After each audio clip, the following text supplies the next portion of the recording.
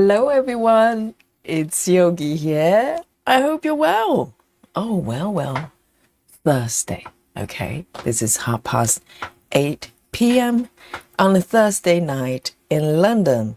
I hope you're ready for a spot of stitching and the choice of today. Okay, I'm really looking forward to it. Yesterday, if you're here, and if you're not, I need to know why. Yesterday, we started the Christmas piece, a new start. Okay, it was Christmas House 2. If you haven't seen it, if you missed it, go watch the replay. It's riveting stuff, twists and turns. Okay, and I was working on 32 count. So today, for a nice reset, I'm working on 14 counts, yes. And I'm really looking forward to it. I think this piece has moving along really well, really well. It's gone really well. And I think the current way of working is really, it just makes me happy. It's nice and easy.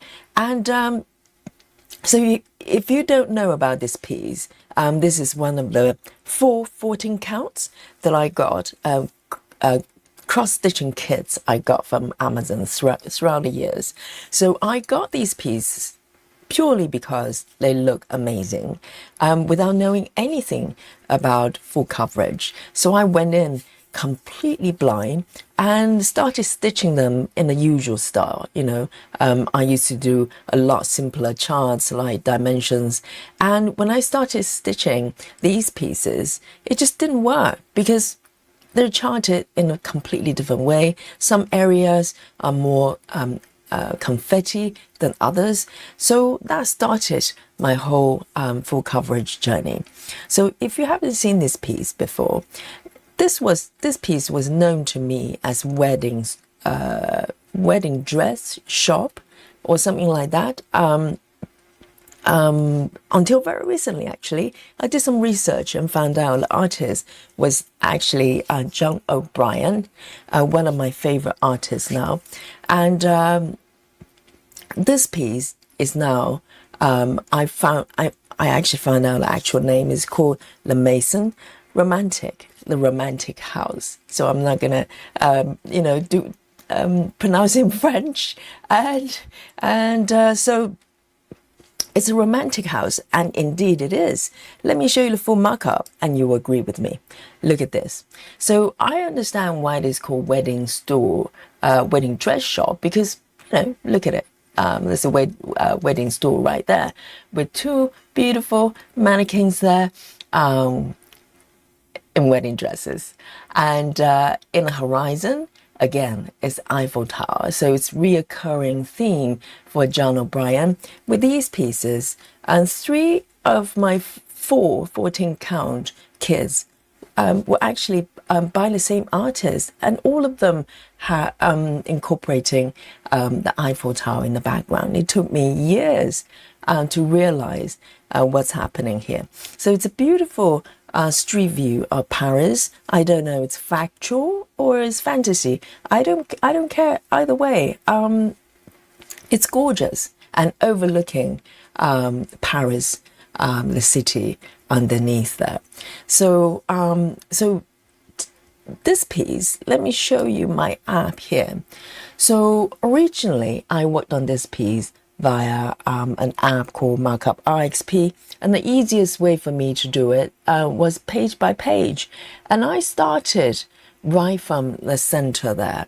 Okay, and the page, the part on the left there's partially you can see the mannequin, the second mannequin there.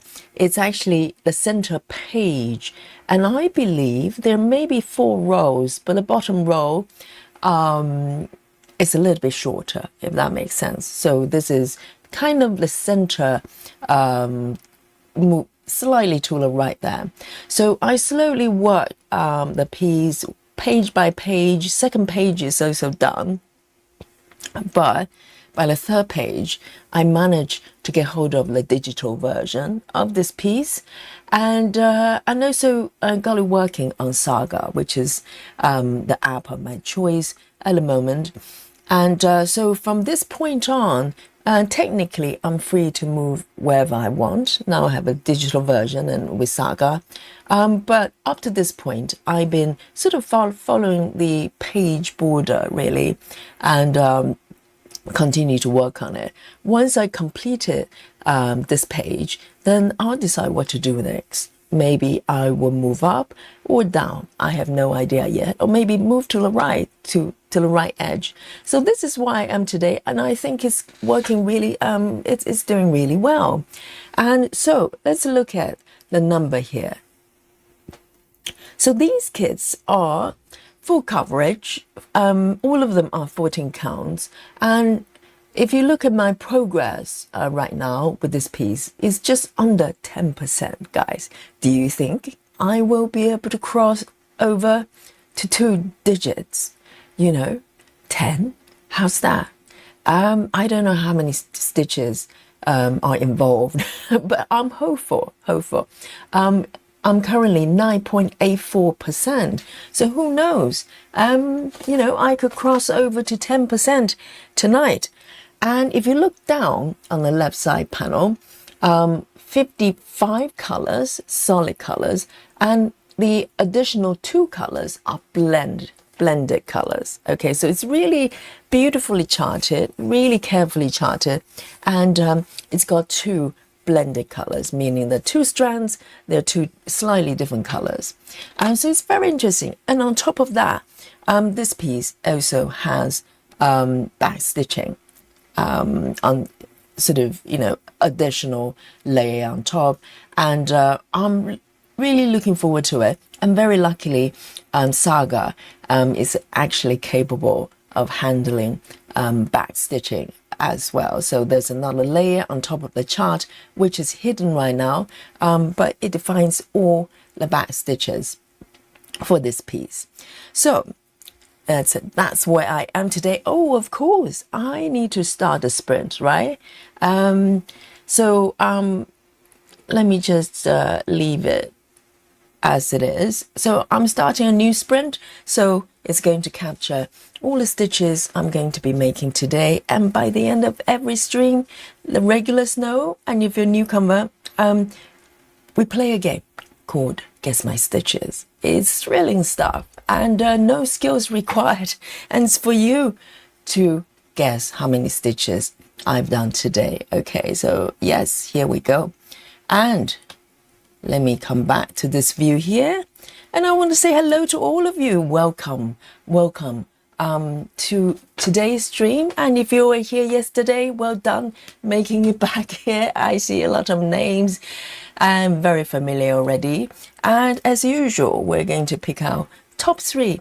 The first 3 come to report to the chat. And first of all, we have Amira Fire. She says, hello, beautiful day, everyone. Indeed, beautiful day. And beautiful every day. And Rajal, welcome back. I can't say it enough. I was starting to worry about you because Rajal was always here first in the chat before she went on to 2 months. I think 2 months in India. So welcome back. And she says, good morning, good afternoon, and good evening. Where you are, happy stitching, indeed. And also we have Sandra as well. Well done. She says, hello, crafters. Good evening. And good to see you. And Kate is also here. And Kate says, looks like I'm becoming a regular here. This is my happy place. And mine as well, Kate, to be able to be here every day to hang out with all you guys. And Sarah is providing the daily quote for us. How wonderful. Sarah says, one of the best lessons you can learn in life is to master how to remain calm. Absolutely. If you're calm, suddenly the world opens. So you might be wondering how to stay calm. Well, you breathe. Take a few long, deep breaths, and suddenly the world is more peaceful and the world is a lot wider. And so give it a go, give it a go. And thank you so much, Sarah. And we also have Natty and Miring and Christy is also here as well, and Siobhan as well, and Chloe C is also back here to join us, and Clara is also here, says hello everyone, so nice to be with you all today indeed. And Susan, my love, is back here with me, and Leslie as well, and Betty Lou Taylor's, how nice to see you, and Jamie Womarks, she says we'll be lurking today. My daughter thinks Christmas decoration comes first. Indeed, and the daughter comes first, you know, by default. So lurk around and come to say hello whenever you can. And hopefully you can squeeze a little bit of stitching as well. And let me go down here, see who else have I got with us today. And Chelsea Summers is also back here with us. How nice to see you. And Susan Barnes as well says hello everyone, and Colette is back here as well, and Kelly Shaw in the chat as well, and Heather House as well. How nice to see you, Heather. And oh my goodness, really? Natty says new Amy Stewart release. Oh dear. We'll find out more. Oh, we have so much to talk about with these pieces. Oh dear, I didn't know they're gonna come out so soon. I have some idea, maybe that's what they are. We'll talk about that later on. And oh no, Betty is also reporting, Yogi, have you seen the Amy Stewart pattern? No, I haven't. I'm scared. We just started a new piece yesterday.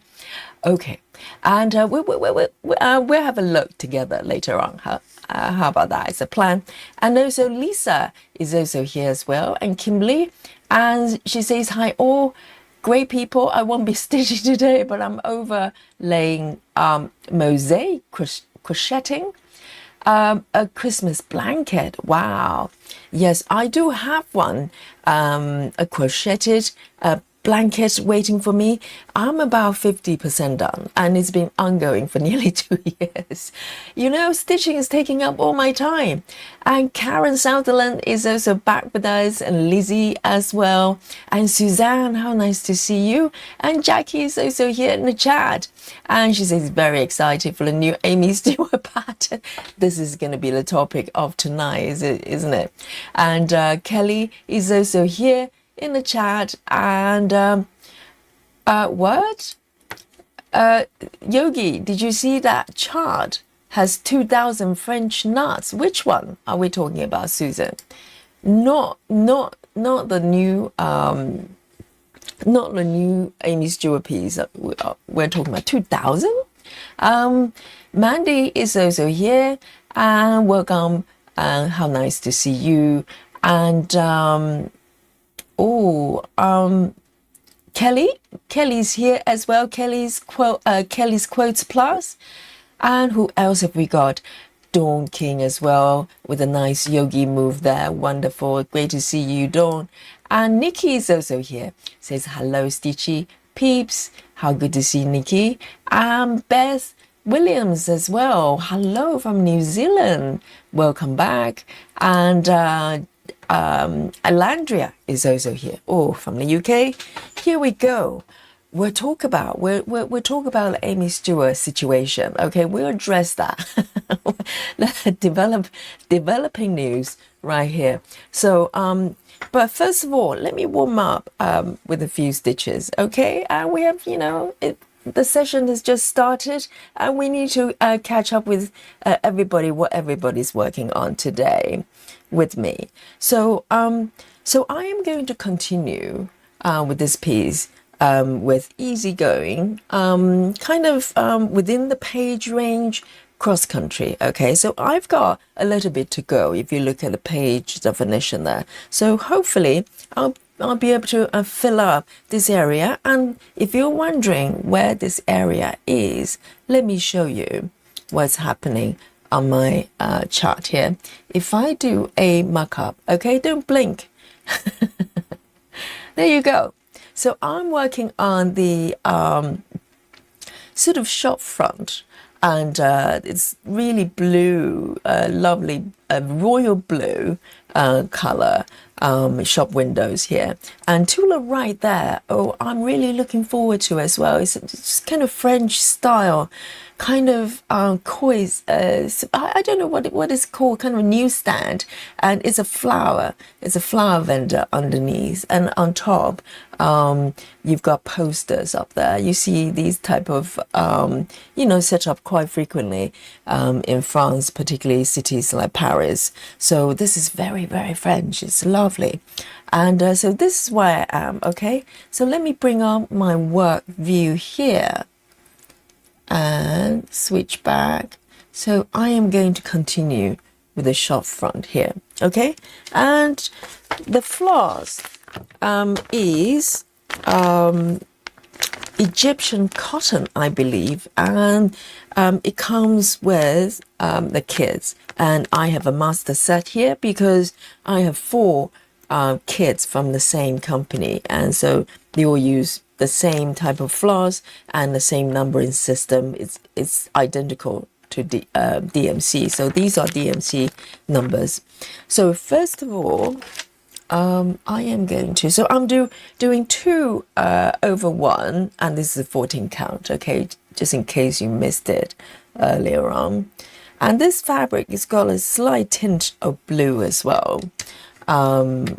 It doesn't really translate that well because of the lighting, but it's slightly blue, so it's quite nice. So it's nice even when you're stitching white area. Yes, the contrast is not great, but you can see a little bit of difference. So that's kind of quite helpful.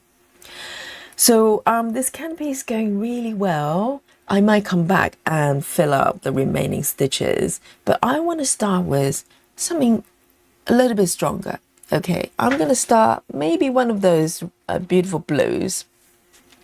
Let me have a look. Flip my chart over and pick a color I like. And I want a color that is going to allow me to stitch a little bit.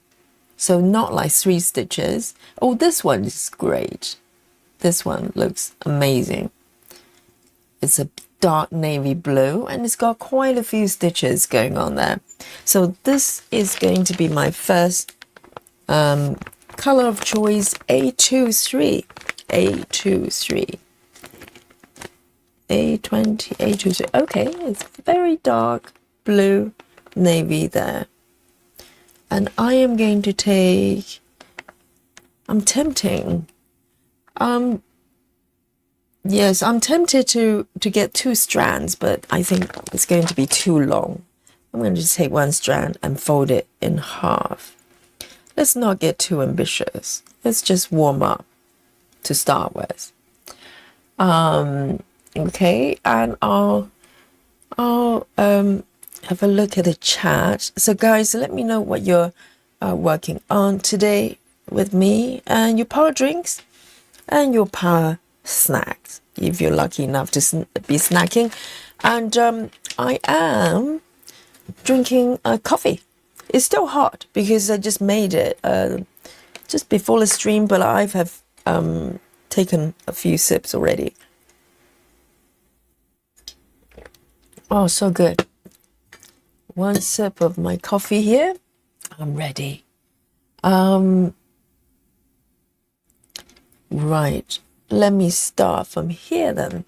Let me move my fabric over here. So this is where I'll be starting with a nice loop start here. Bring the lighting over.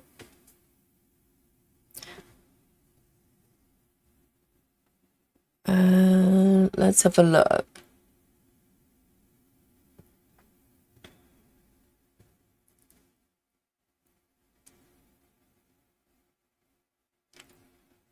Let me warm up for a few stitches here.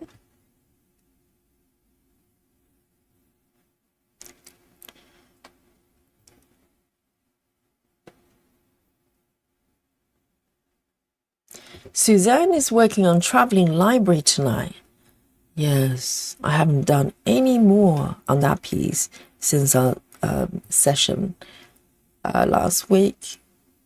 So I'm really looking forward to our sale on Saturday. And also on Saturday, I'll be doing the demo I meant to do last week with Gemma Stitches method. And so we're going to have a double stream day. We'll do the demo and then have a little break, and we start our Amy Stewart song.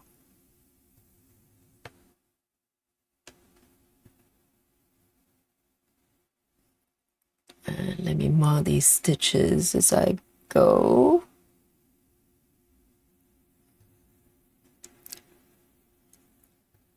So I try to turn down the stitches that I'm not focusing on, that are not highlighted. I tried that for a couple of days, but I think I still prefer having everything 100% opacity. It's just easier for my eyes for some reason.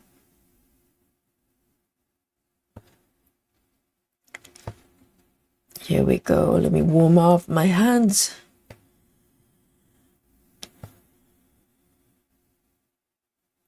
Hey, Sylvia is here. I'm Calming Stitch Pattern. How good to see you. And Sylvia's heading to bed. How nice of you to drop by. And have a lovely dream. 99. Yogi has just started.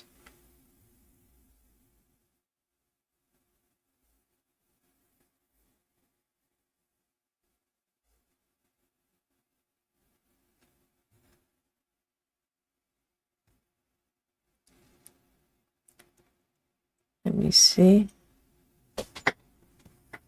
And Lydia is joining us as well. And Lydia, are you referring to this particular pattern, or you're talking about something else? Trying to catch up with the chat here. Forgive me if I'm reading bits and pieces totally out of context.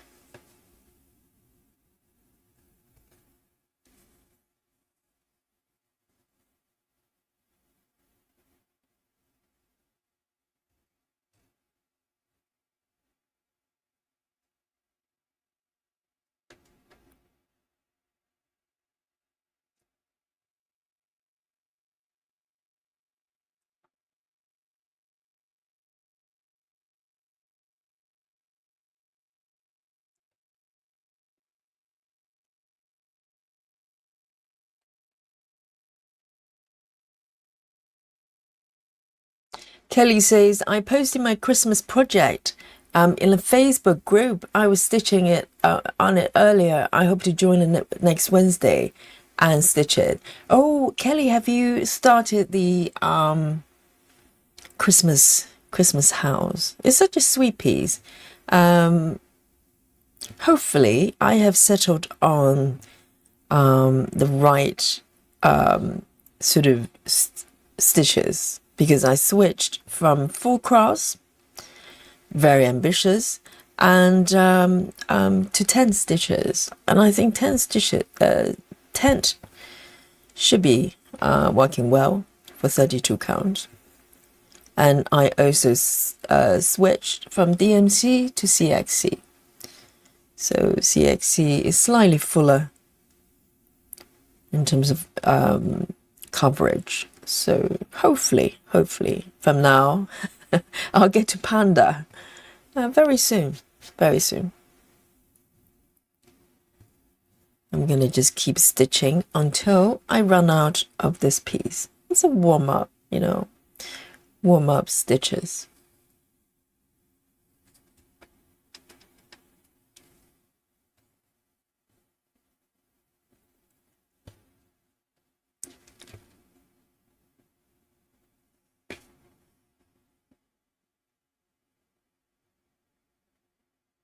Oh, Lydia, yes, this piece is called the Maison Romantique.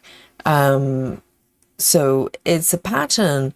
Well, it's an artwork created by John O'Brien, and this kit I got from a company called Max Stitch Design, I think, and they've got a website. You can look them up. And Lydia, I don't know your location. If you're in the UK, you can look up the company name on Amazon as well. I believe they still sell some of the kits on there, but otherwise just go straight to the company website and look them up. I think this pattern is under the name of the wedding dress shop.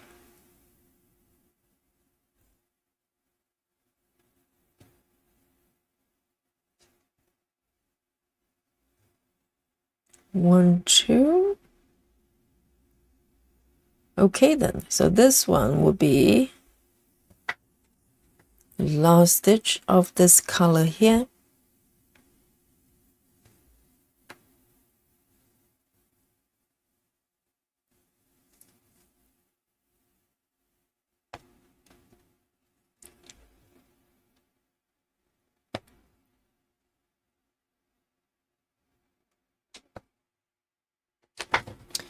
Let me find my cutter here.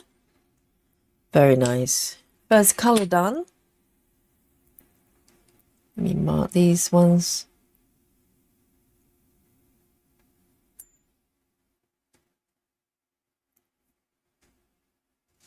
Okay. So what's happening in the chat there?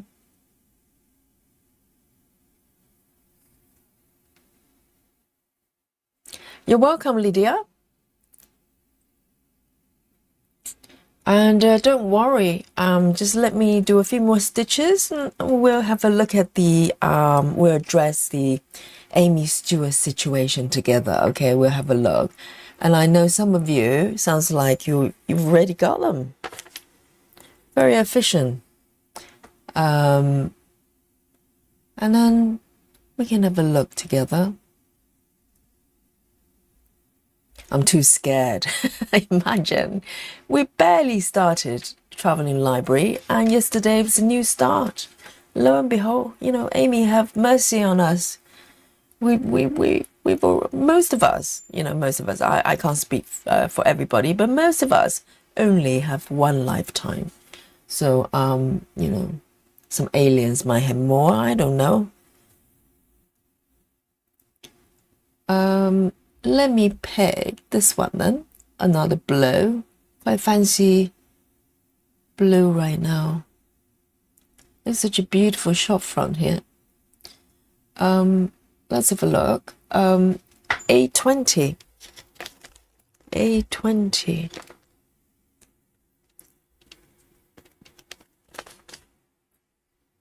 So I've got one threaded already.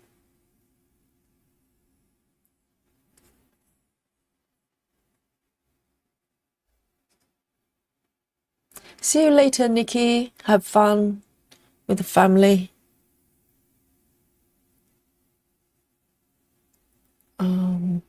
That one is done.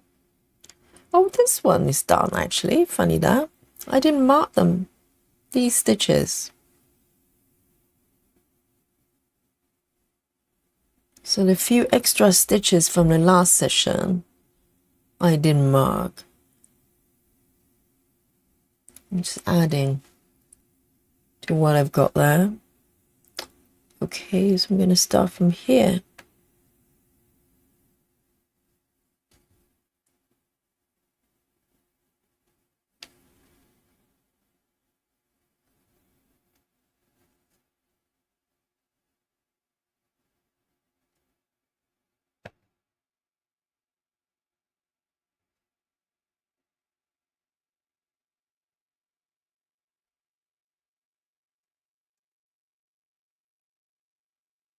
One, two, one, two.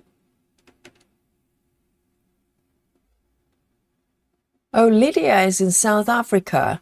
Yes, so I think they ship worldwide, but they They only do kits. They don't sell patterns as such. So Lydia, if you do get a kit from them, you can ask them for a digital version of the pattern. So it's only paper patterns that come with the kits. But if you ask them, they'll be happy, I'm sure, to send you a digital version, which is a little bit easier. Unless you're a paper girl, I don't know.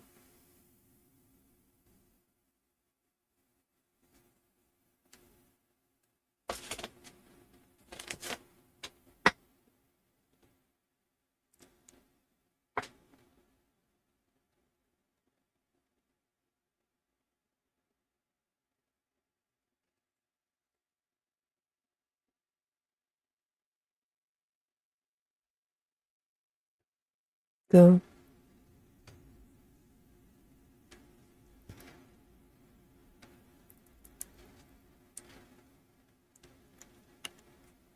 Oh, Natty says, I would love this pattern, but can't find it. I think it's still there on their website. It's under a different name though. It's called the Wedding Dress Shop, Wedding Dress Store, something like that. If you look up the name, I'm pretty sure this kit is still available there.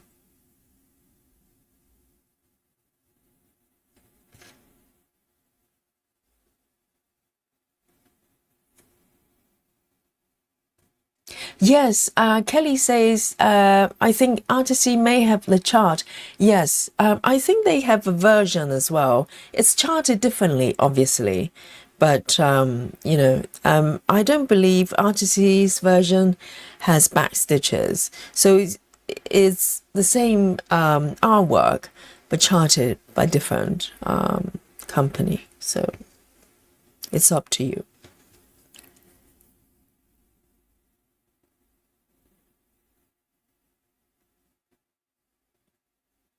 1, 2, 3. I just love how laid back and romantic all these pieces are. They're just so pretty. Okay, I'm gonna do one more here.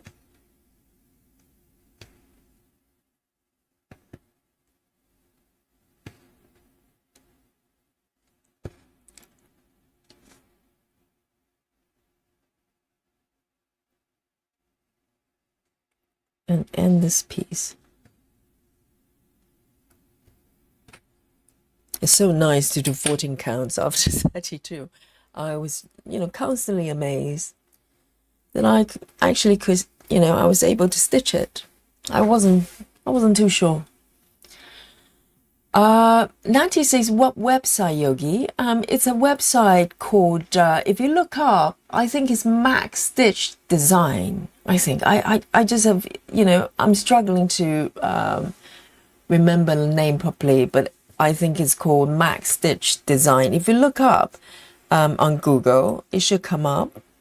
And I think they ship worldwide, I believe.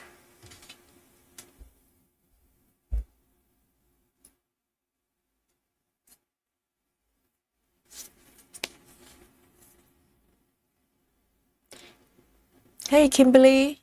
Good to see you. And Karen is off to work. Oh, Karen, yes. So great to see you, to drop by, and have a great day. And yes, catch the replay. We'll see you later.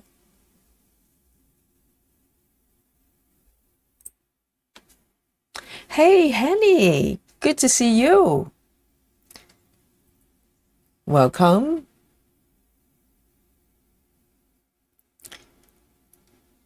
And let me flip it over and pick a different color here. Let me just warm up with one more color, and we go to Heaven and Earth and have a little look. Okay, I'm gonna just look at the patterns with one eye closed, with one eye open, and maybe with both eyes closed. Actually, I'm too scared What if I like them? And there's a, great likelihood I might like them. Then what do I do? I don't know. I'm trying to, delay the situation. Let me stitch one more color here. How about some 310? Yes, I can see 310 coming. Why not? It will calm my nerves. Too scared. Too scared to look at those patterns. And Heaven and Earth is not doing sales yet, are they? It's not a sale day. They just did one not very long ago.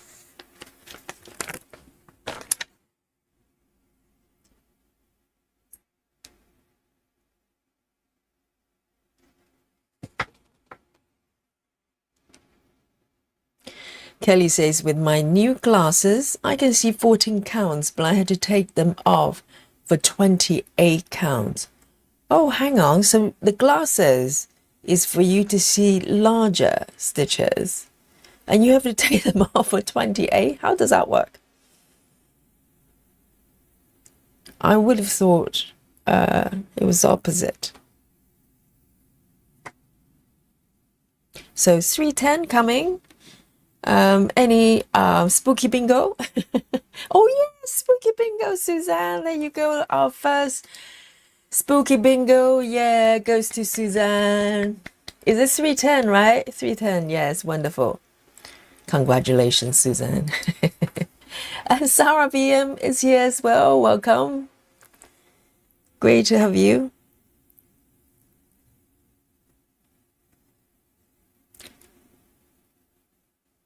Nikki says, when are we starting? Starting what, Nikki?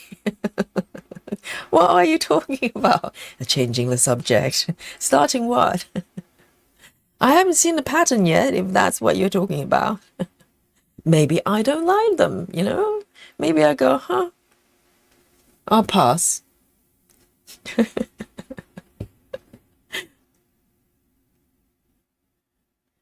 And I think there are two, are they? Both of them drop at the same time. Oh dear. No mercy, Amy Stewart.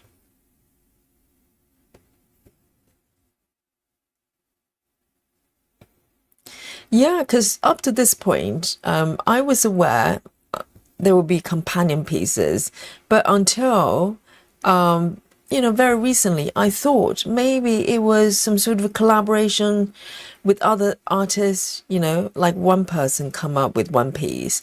And we already have that piece from Amy Stewart. And I was thinking, well, who knows? Maybe I wouldn't like the other two pieces from other artists. But if all three were from Amy Stewart, then it's very dangerous. It's very dangerous. I don't know. 1, 2, 1 here, and these two. 310 stitching. Nice and relaxed.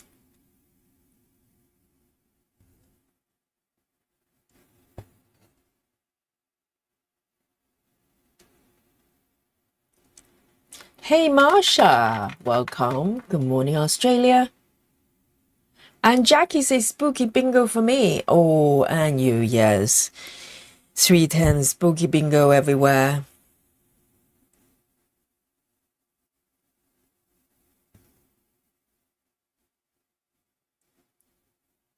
So Jackie's working on traveling library. Yes, a lot of 310 apparently. I need to top up with my 310 supply. What DMC? I need some more for CXC as well. So I'm kind of wondering whether I should just get individual colors from CXC. But I'm also curious about double label CXC as well. Don't know whether to go for the full set or just buy, individual colors, because there's some of them I'm running a little bit low. 310, for instance.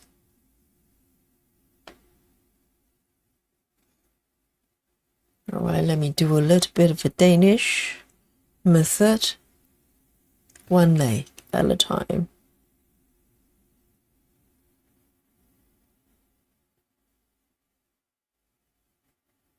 Kelly says, my glasses are progressives to see genuinely, not fall down the stairs. No, that's not ideal. Please don't fall down the stairs. And she says, but my close vision is actually half decent. I can read with my glasses too. Oh, so you actually have good eyesight. I'm trying to get my head around. So progressive is, I don't know what that means. Does that mean it's changing? I don't know. I don't wear glasses, so I'm clueless. Clueless.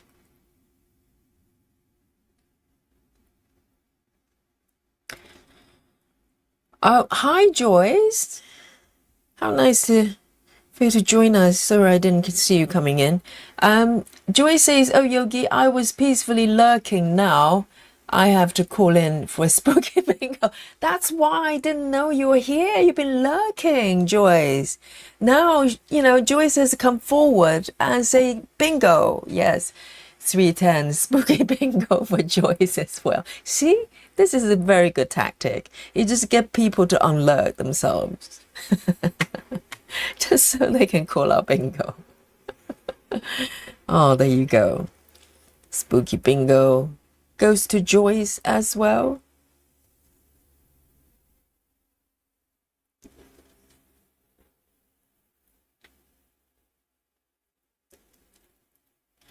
Jackie says, I'm predicting you love the writer's desk. The details are gorgeous. Oh, is that one of the pieces? Oh, no. Please don't tell me that. I'm secretly hoping I'm going to just have a look and go, not really for me. There's a squid in there, okay? And maybe there are too many eyes. Are there eyes in the piece? Please tell me yes. There's some big eyes and some seafood on the table. Then I'll have excuses, No seafood stitching. No calamari, please.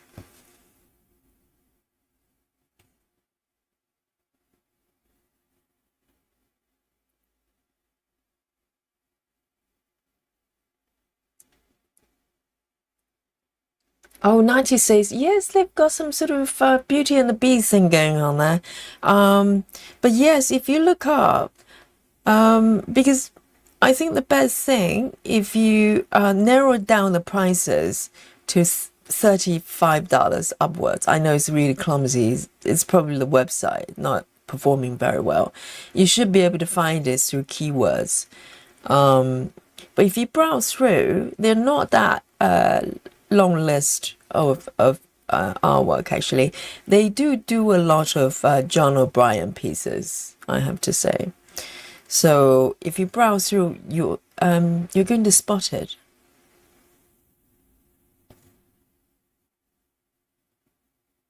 If you can't find it through keywords.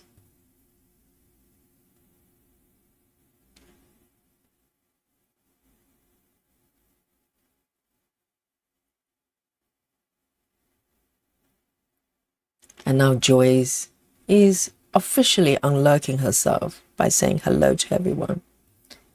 Hello, Joyce.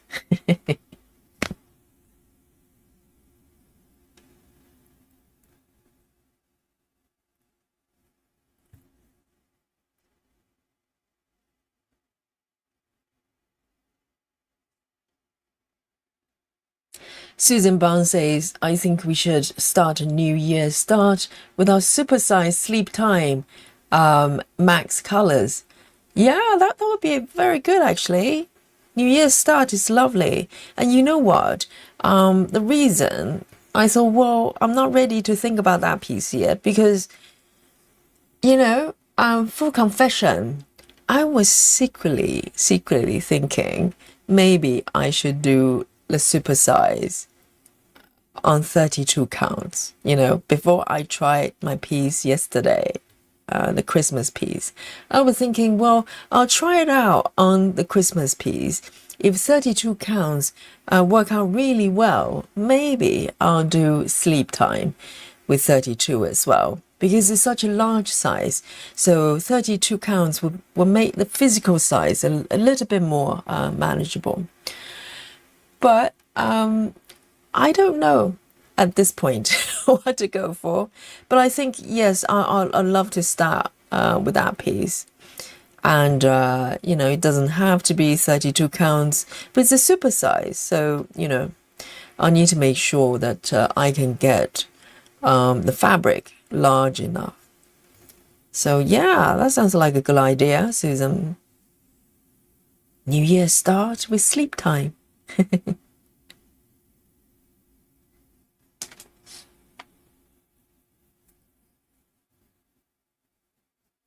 Can you say the only shelf I'll be tempted is the wine one? Oh, is that the wine shelf by Amy Stewart? I have seen that one actually.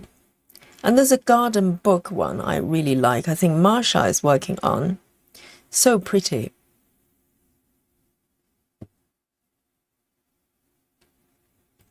All right, let me finish the 310 and we'll quietly sneak over to Heaven and Earth and have a little look, okay?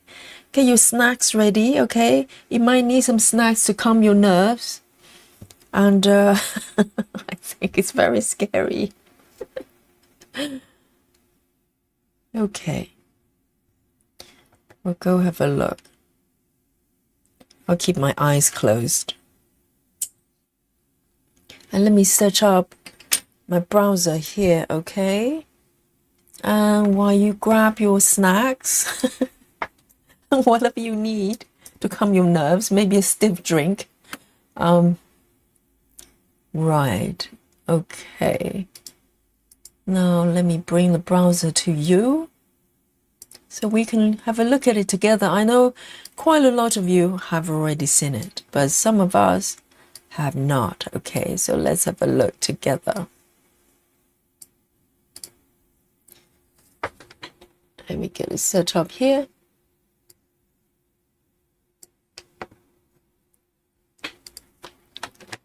Zoom out a little bit.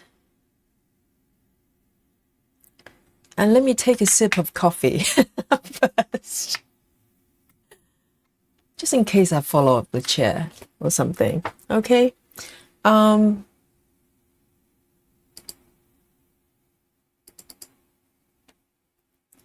Let me bring this on here.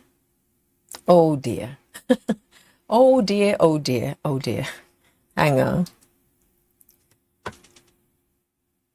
All right, we'll have a look together. So I presume it's on the new releases, right? All right then. Here we go. Are you ready? Have seatbelt buckled up. Guys, here we go. I am so scared. Please have some squid or, you know, big eyeballs on the piece, please. Oh, which one? So this one, right? And there's one more, is it? So there are two, and this one? It doesn't look very Amy Stewart, actually. Hang on, let me just open it on different tabs. And that one, is that correct? These two? Because the cat one I have seen before. All right, then. Which one do we...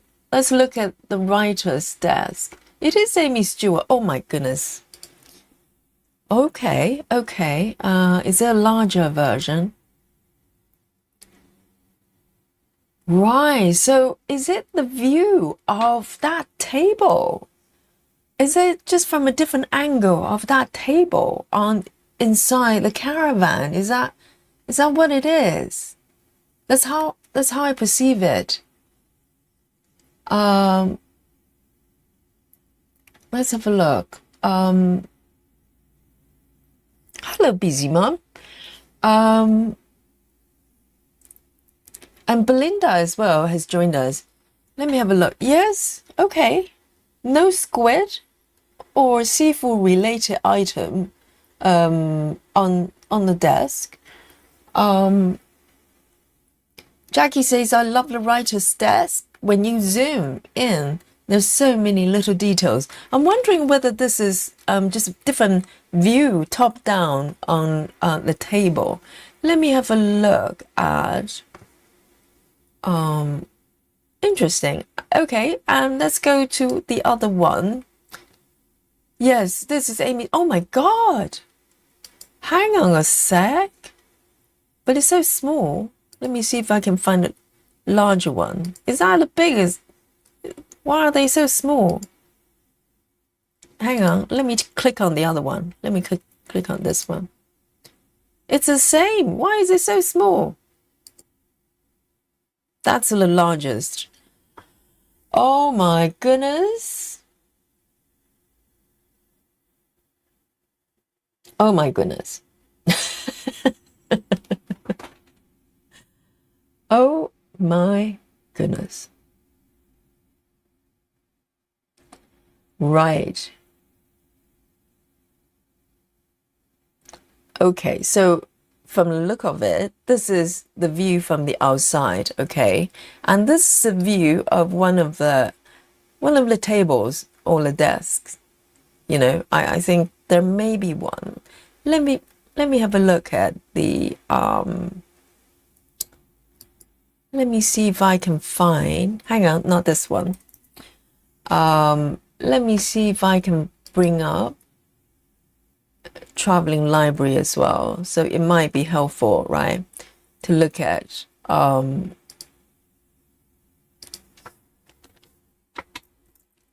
I noticed I have to spell the American way to find it because I spelled with double L and I couldn't find it. Library. Okay, I want to have a look because I just want to have a look at the interior just to make sure. Oh, okay. Where do you think it is then? So let me bring this on. I just want to know which desk, which area of the inside of this one is. Maybe, I don't know, maybe it's just a fictional desktop area. But I'm just trying to visualize where in this room that view could happen. So it's not the round table. I don't know, maybe somewhere else. Because the outside view clearly is a view of the caravan, right? And little fox is there as well, so cute. Oh my. Natty says it's the story of the traveling library. So you're referring to this. Oh, okay. Now I can see the caravan, the illustration of the caravan on the book. Oh my goodness. My brain just can't process. I'm just thinking, what am I gonna do? Oh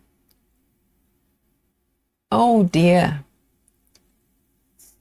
And Nikki says the first sentence talks about the caravan. I can't read the words very well from here, but I presume that makes sense because the illustration is that beautiful caravan. Oh man. And there's some craft. Oh no, crayon. Maybe some color pencils that the person uses to draw the caravan. She's such a storyteller, isn't she? Damn. Yes.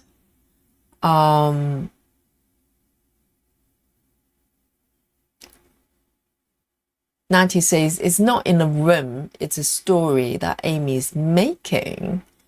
Right, because of the caravan, the other larger piece is clearly the view, the vantage point from the outside looking at the caravan. So I just presume that maybe the desk view is somewhere inside the caravan, but it doesn't look like that's the case.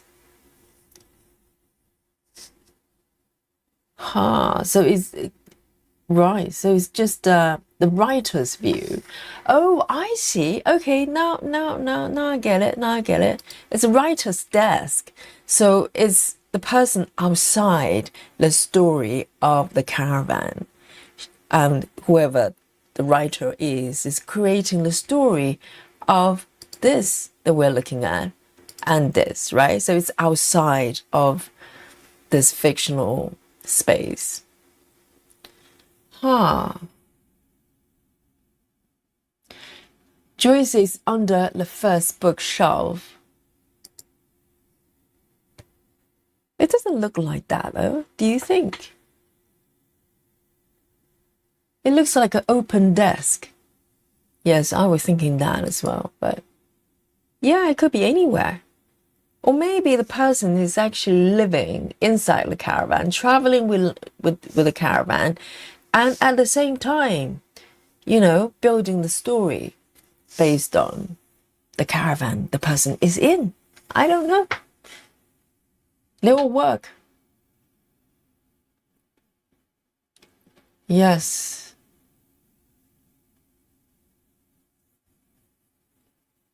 I think it can be interpreted whichever, right? It's up to you. Betty says it's the desk by the bed. It could be. 6 says, and who knows what an exclusive sell piece for Hazel first page finisher will be. Oh, very good. So 6 theory is the mystery piece from Amy Stewart could be related to this one as well. But no, I think Amy says it, there are 3 pieces and we have seen all 3 pieces. So maybe it's a separate thing. But my view on the Amy Stewart piece is, this is my theory, I could be wrong. I think it's probably going to be a cropped down version of a larger piece, which will come later. Because if you look at all the other Hay Sao pieces, they all, other than the AI generated ones, they're all a part of a larger piece. And so it's possible they have a quick stitch version of a future piece, larger piece from Amy Stewart. That's my theory. It's unlikely that Amy Stewart is going to create a pattern just for sale, you know, just for the heaven and earth sale. That's my theory. Susan says, Yogi, see if you can expand the picture by moving the cursor outwards. No, I'm on Chrome. It doesn't let me do it. So, but what I can do is, I can do this. Hang on. I am going to take a screenshot of both of them and take them inside our stream there. Then I can zoom in. Because this is literally the biggest on my screen right now. And this is even smaller. And it says there's 3 images. I only see... So this is the biggest one. Hang on. Let me do this then. And then we can have a proper look by zooming in. Okay. So let me have a look at what's happening here.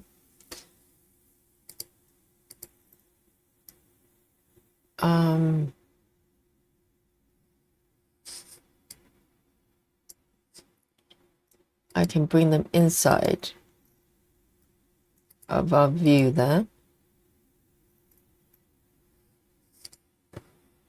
Let me try this.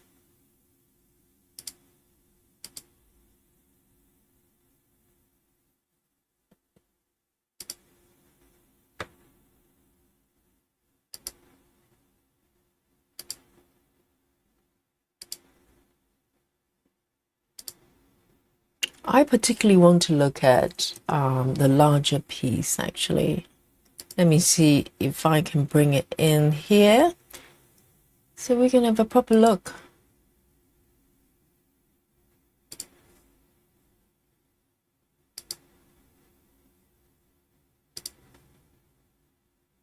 How's that?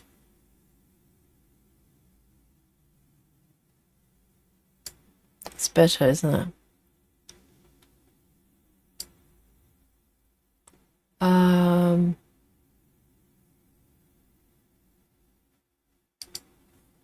Okay, so let me see if that's completed.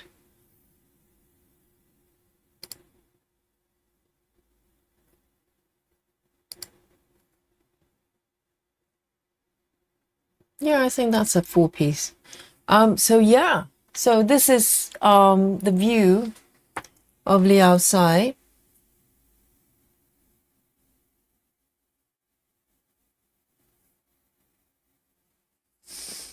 Nikki says Amy Stewart is creating a winter stitchers retreat for LaSalle. So okay, it's a different theme.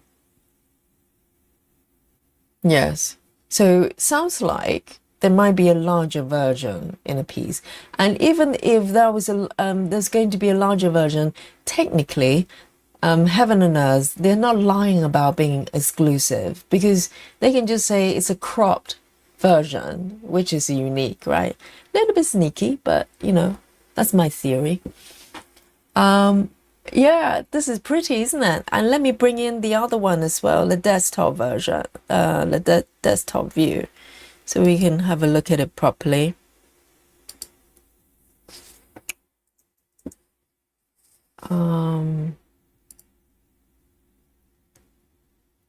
It's quite pretty, isn't it? I particularly like the caravan part of the piece because the space on the left here is a little bit open, a lot of open spaces, which I'm a little bit scared of. Let me do this. All right then. So this is on a desktop view there. Yeah, a lot of details. And also just look at the texture of the table. It's got so much going on, just the wooden table alone. Yeah.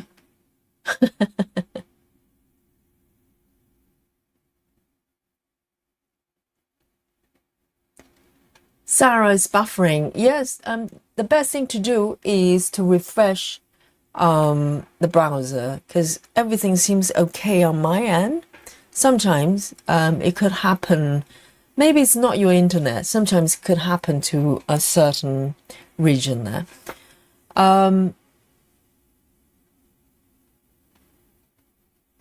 Sarah, refresh the browser.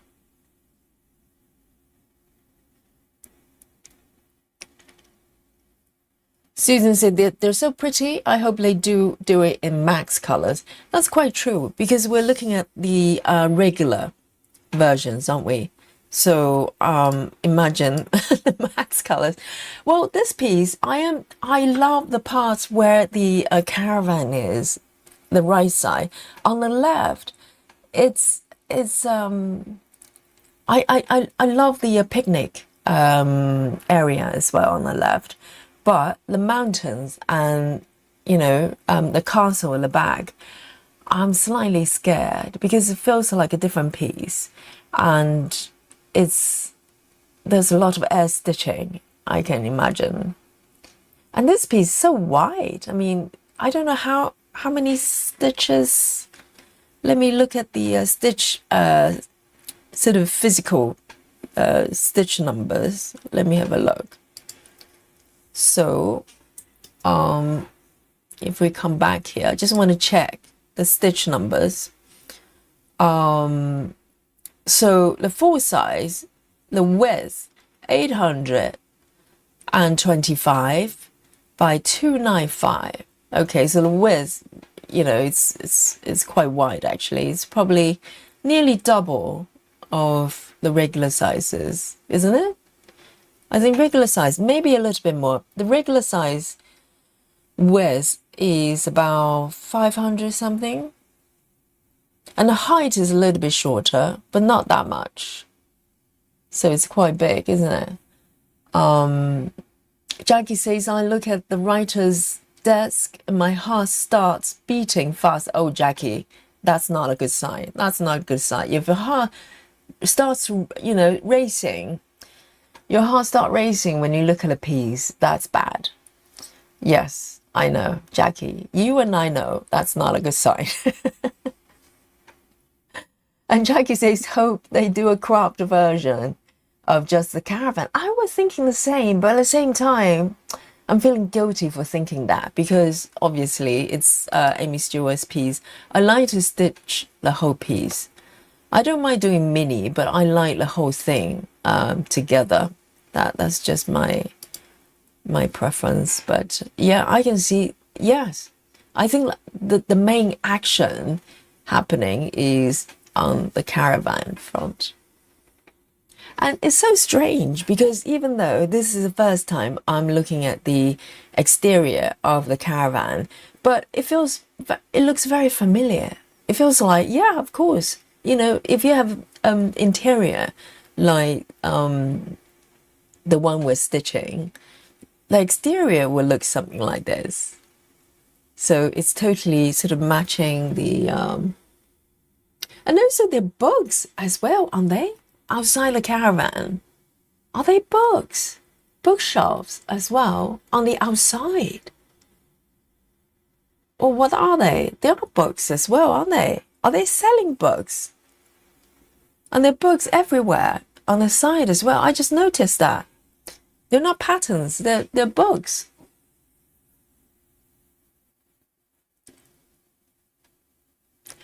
Callum says, I need 2 lifetimes to stitch that. No, Callum, you probably need 3, okay? The way it goes.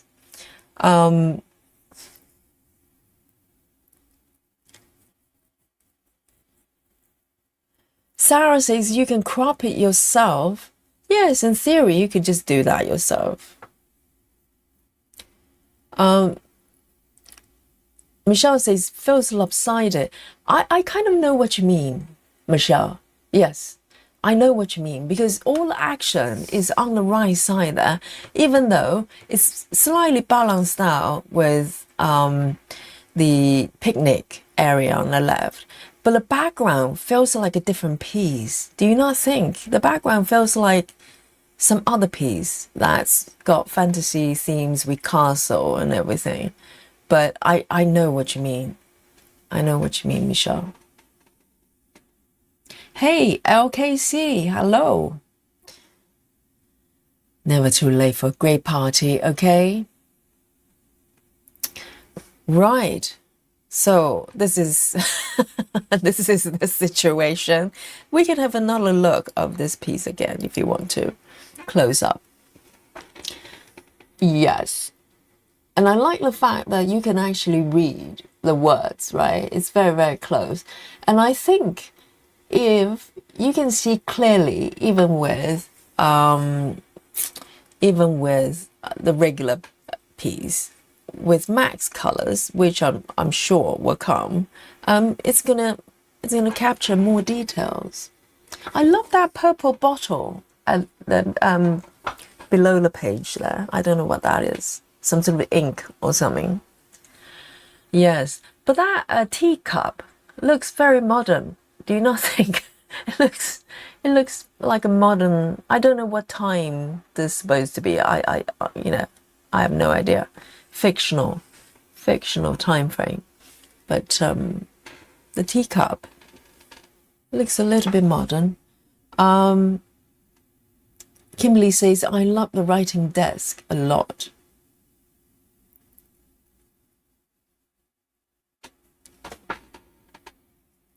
Right.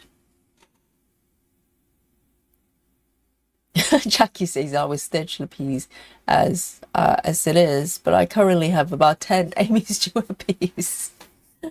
Yes. Okay. 90 says it's a panorama. It's meant to feel like a story being told. Really? Let's have a look. I didn't get that. I didn't get that impression. It looks just like a view to me.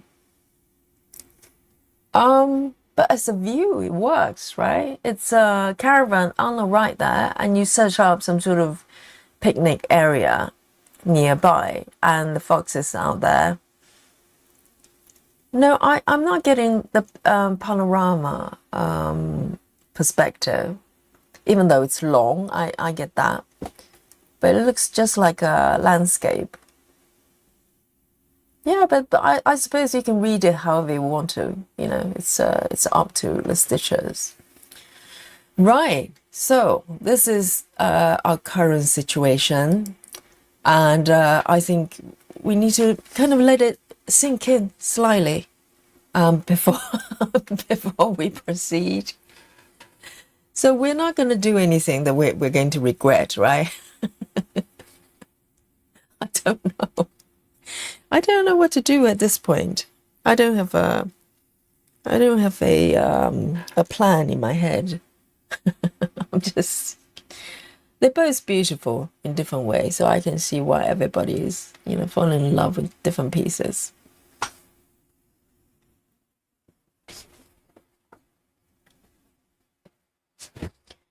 Right.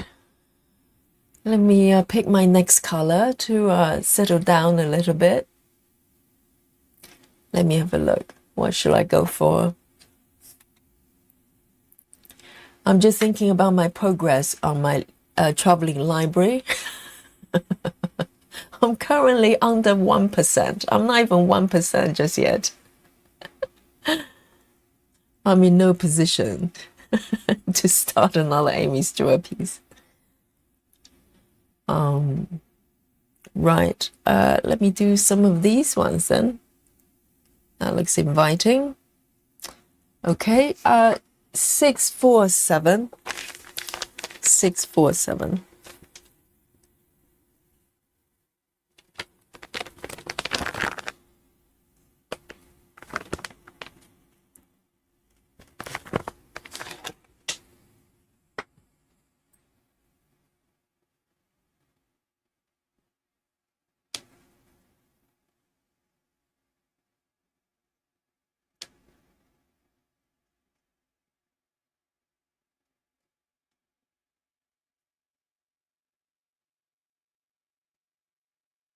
So it's a greenish gray happening here.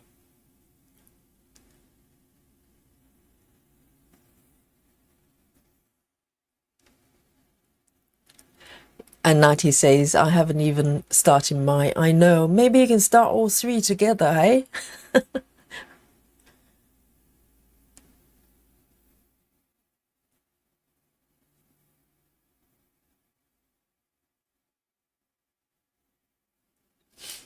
Yes.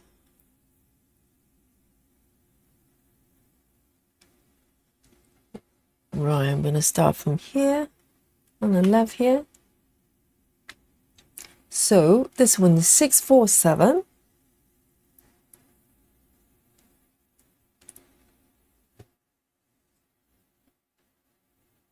And I'm going to go in with a loop start.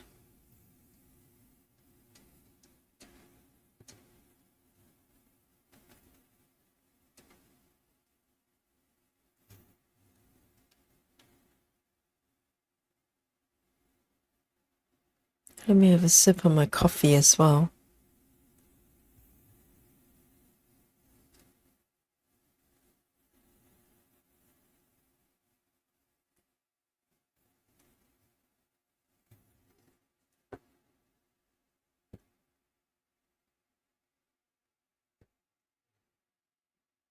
And two up here.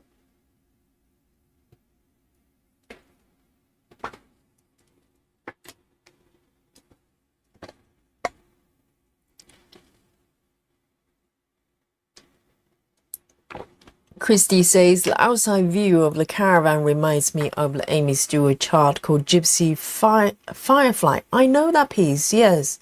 I haven't got it. Yes, it's got that feel to it. Slightly kind of foggy. But I think that, this one, the Gypsy one, is a night view, right? It's really pretty as well. So clearly, Amy Stewart is drawn to caravan or traveling lifestyle.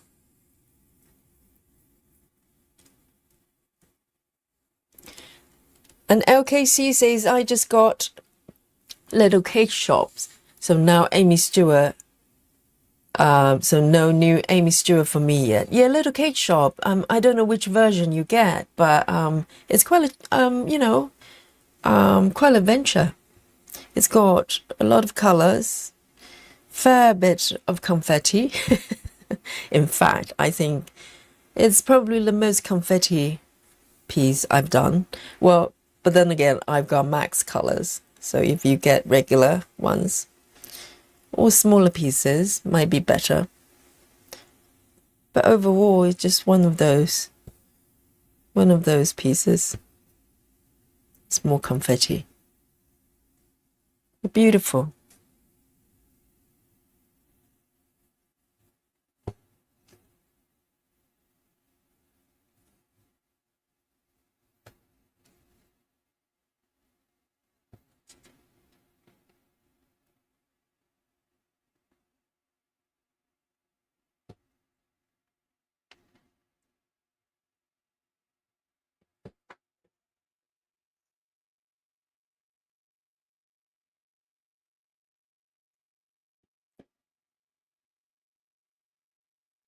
Nigel says, so, the place at DMC don't license their work. Well, that's the thing. That's why I hesitate to kind of recommend them. It's up to you as a stitcher. I'm happy to stitch this piece here, but the license situation is a little bit ambiguous. I think from because I asked them, I wrote to them, and they said some pieces they have. I'm trying to recall. It's called public license. Maybe they're equivalent to royalty-free artwork. They use those pieces to create their charts, but they're not very clear about some other pieces. So that's why, I don't give them open credit for these kits unless I'm asked. So, and it's up to you as a stitcher to decide whether you want to, purchase from them or not.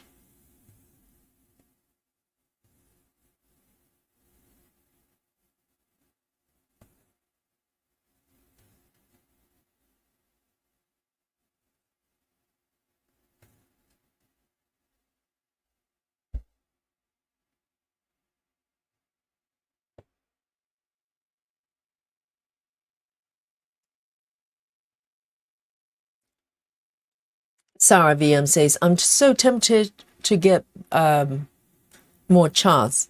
You and everybody, Sarah. I think the only hesitation would be for most people. It's about, how many lifetimes do we have? Some people might have 9, but majority of us is probably 1.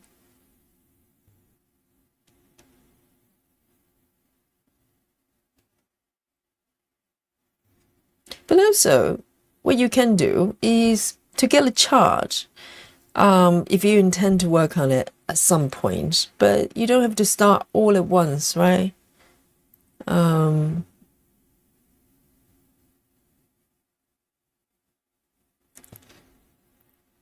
you can pace yourself. And to be honest, if you're a little bit like me, you're not to worry about completion per se, because I'm not. You can just enjoy the WIPs as they are. So it probably doesn't matter how many WIPs you've got going there. You're just stitching what you enjoy and love, and that's it. So again, it's very individual.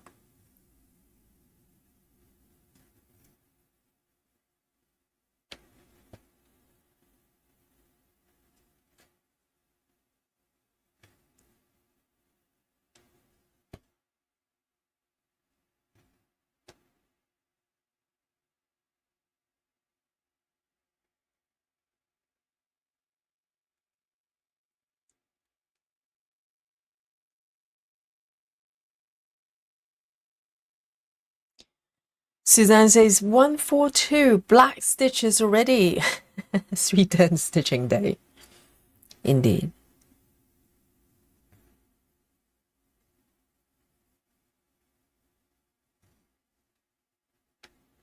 Let me end this thread here. I might be able to take it over. Do I want to do that?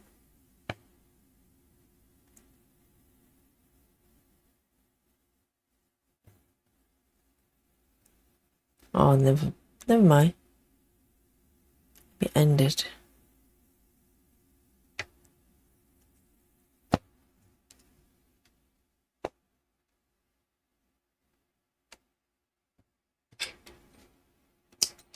There we go.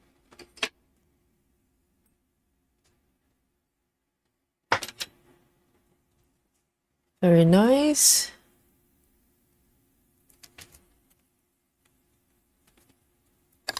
I have a piece of chocolate, guys. Do I have your permission? A piece of chocolate.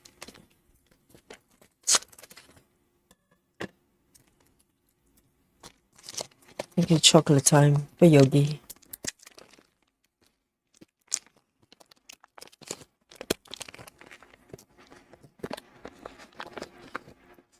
Here we go. Cheers, everyone. It's a plain chocolate, 74%.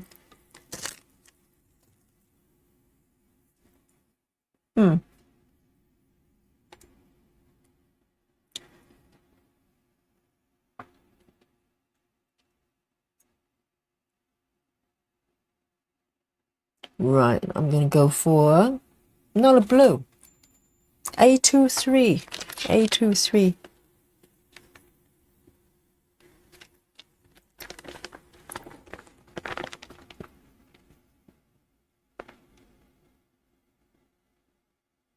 And this is the second strand for today.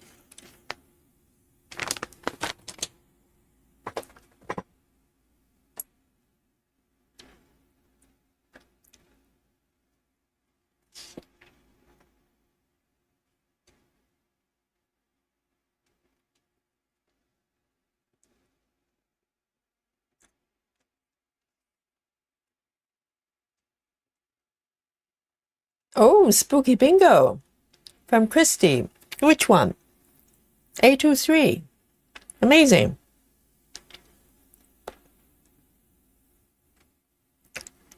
Wow, Donna as well. A23 is a popular one right now. We've got Donna and Christy. Both. Amazing. I wouldn't have thought, this is a popular one. How nice. It's a lovely color, isn't it? Navy blue.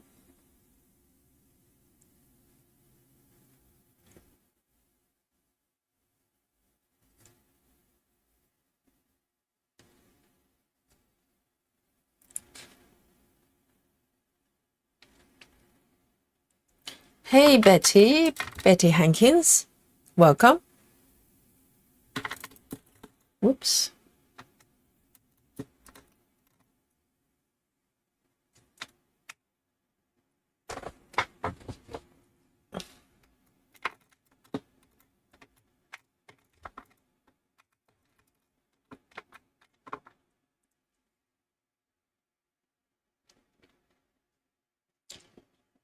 It is a lovely color, Donna.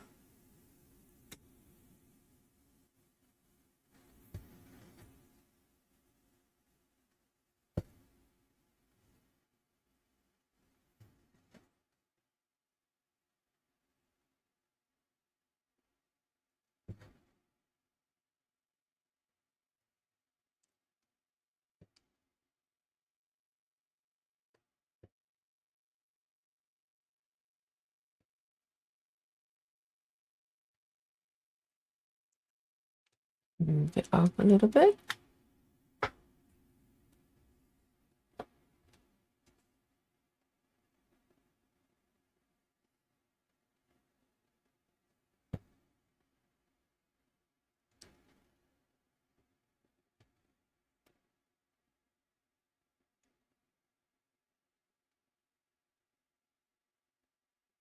Savian says, I wish I was a faster stitcher.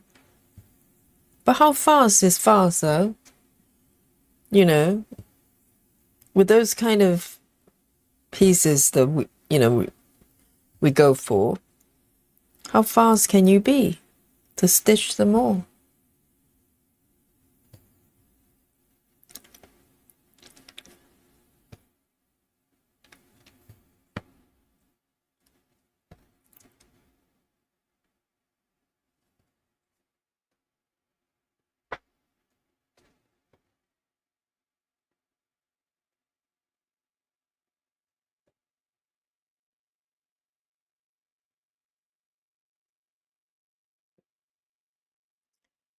Christy says, my chart has about 42 shades of blue in it, so I may have more spooky bingos if you stitch any blue colors tonight. I know, it's full of blue over here. It's a blue shop window. So it could be Christy and me spooky bingo all night.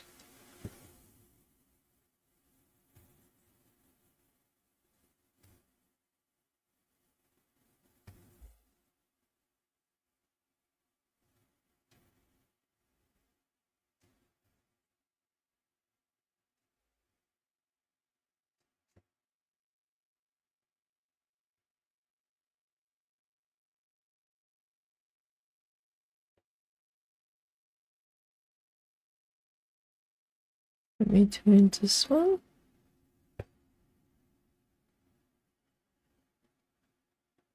Hey, Pascal.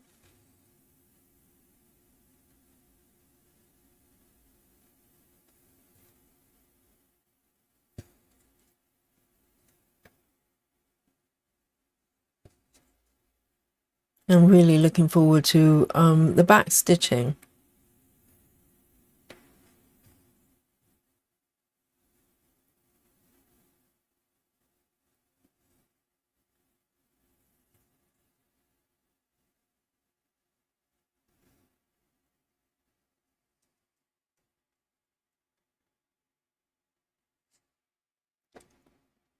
And Chelsea says cross stitch pattern collection and book collection have one thing in common.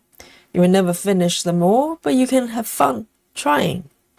Yeah, absolutely. And also, collecting patterns is one thing. It's about doing them, isn't it? So patterns are just patterns.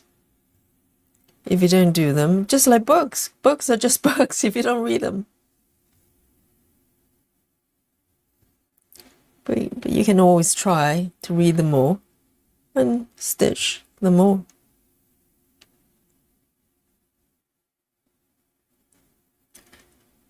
I think for me is more about the moment by moment experience. The finishing is just a byproduct. So if I'm enjoying it, it doesn't matter where I am on the piece.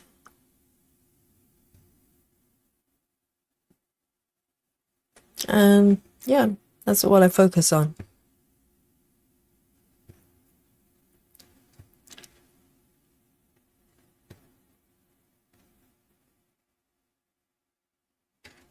Move up a little bit.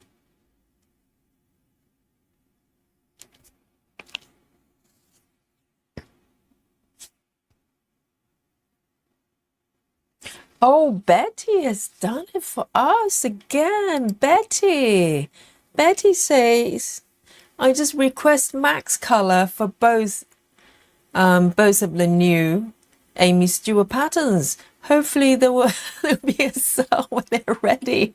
Thank you for being my community. You know what? Just in case you don't know, guys, Betty was the one that requested the max color for traveling library. So thanks to Betty, and she did it again. Yes, crown, the special crown for Betty, everyone, members. There's a new emoji just added yesterday, just for the Christmas season. It's the crown. So give it to Betty. Give it to Betty.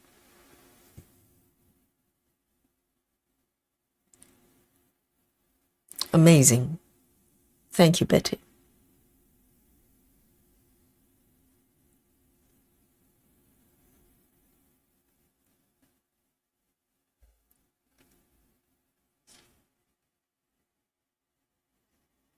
Susan says, the French nuts. Which piece are you referring to, Susan? Yes, golden crown for Betty, okay? And Betty's worsening the situation because up to this point, anybody's trying to buy time, you know, thinking, oh, maybe Max colors are not going to come out for a little bit. Okay, it's too late. It's been requested by Betty. Okay, you know her by name. You can blame her for your situation. Yes, it's for you, Betty.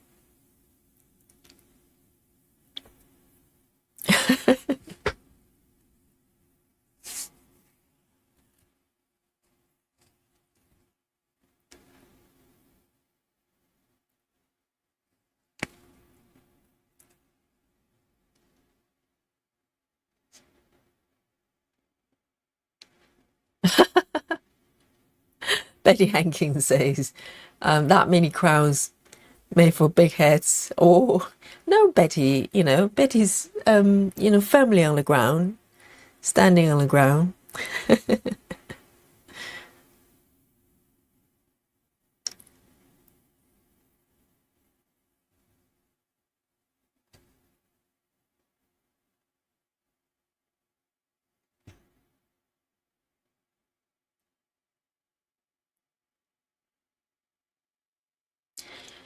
And Betty says, Yogi, has hate tempted you with doing the SAL for the Amy chart? We talked about this the other day, actually, couple of streams ago. We had a look at all the charts together, live here on the stream, and yeah, basically, none of those charts. I think there are 12 of them. None of them kind of grab me, if you know what I mean. So so I won't be doing it. And also, I'm a slow stitcher, you know, it says on the channel name there. So I want to just take my own pace and stitch while I like. So no sound for me. No sound for me. I need to grid this further down a little bit more.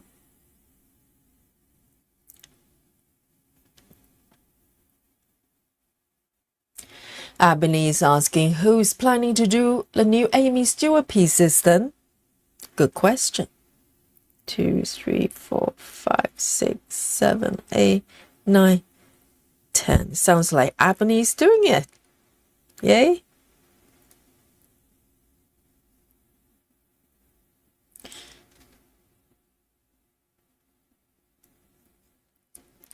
And also, even if you're doing it, the question would be, which one do you start first? Or you start both of them simultaneously?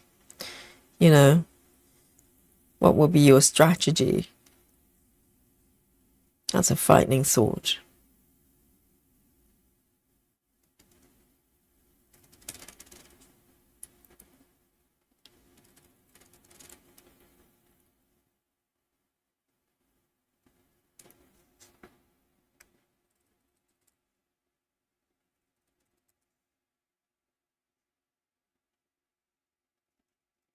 All right, better, so I can see them.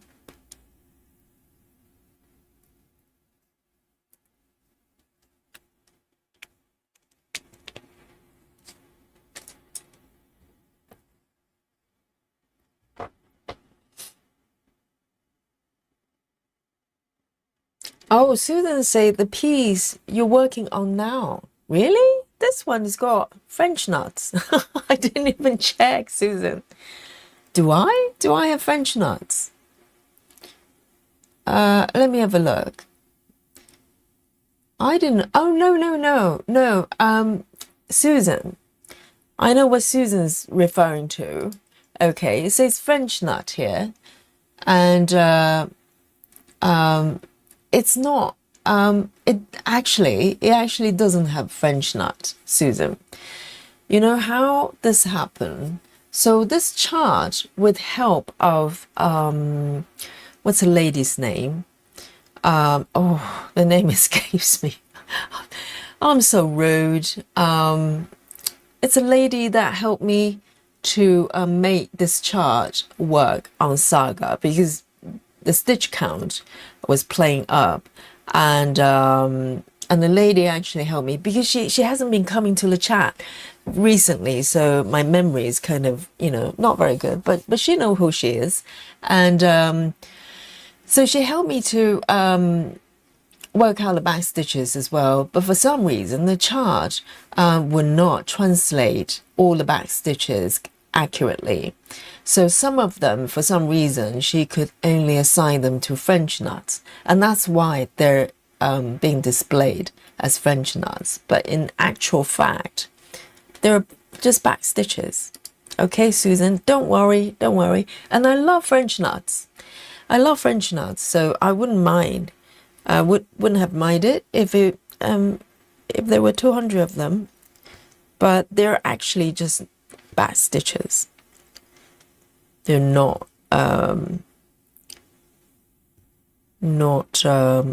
being displayed as back stitches. So don't worry, Susan.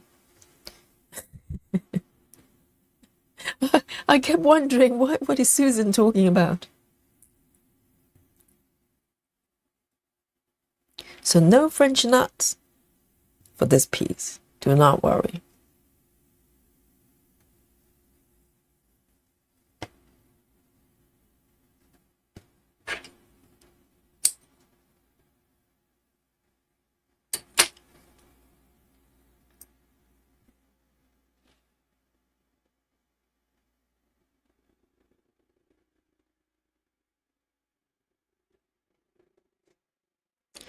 Betty says my initials are BLT, as in Betty Lou Taylor.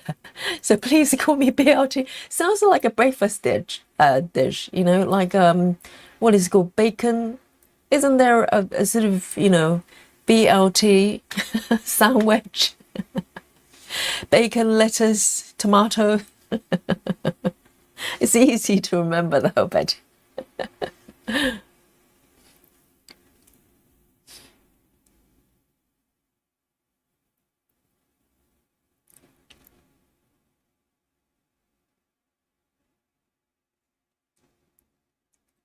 Yes, Callum, hopefully you heard the explanations there. Those nuts are actually just back stitches.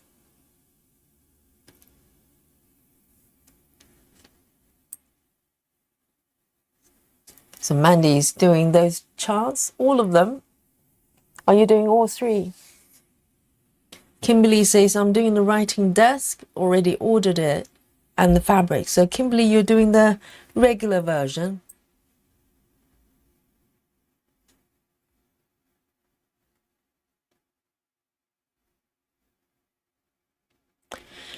Right, let me pick the next color there. There's some greens over there, or brown rather. Let's do a brown then, for a change. Over here, 844, 844. It is a brown. Greenish brown. Why don't I take two? Because there are quite a lot of stitches.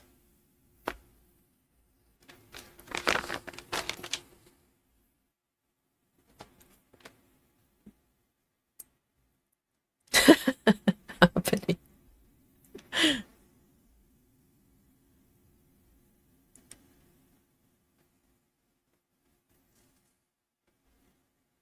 Yeah, if If I keep saying BLT, BLT, everybody's gonna get peckish. But we do have two Bettys, you know, Betty Hankins and Betty Lou Taylor.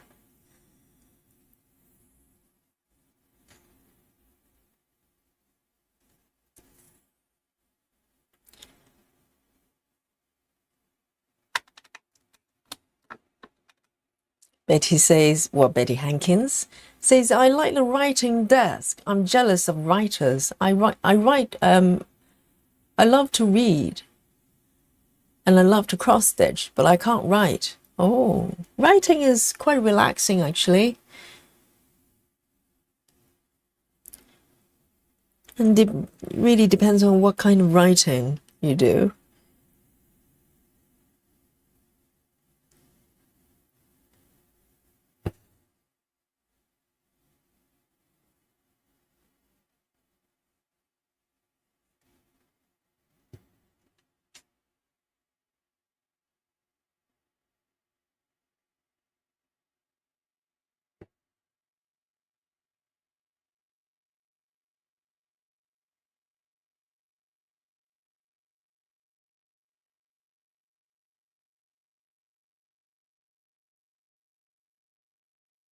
Jan, yes, Suzanne, thank you so much. Yes, Jan Doe. I don't know how. I hope Jan is doing well. I haven't seen her in the chat for ages. Jan, if you're lurking, say hi. Okay. You see, if you stop appearing in the chat, I forget the names because my memory, my head, you know, my brain only has so many slots for names. And if you don't get to remind me your names, I forget, okay? Jan, yes, of course, it's Jan. What a lovely lady. She helped me to convert all these 14 count patterns and a couple more others. She's a kind of saga expert.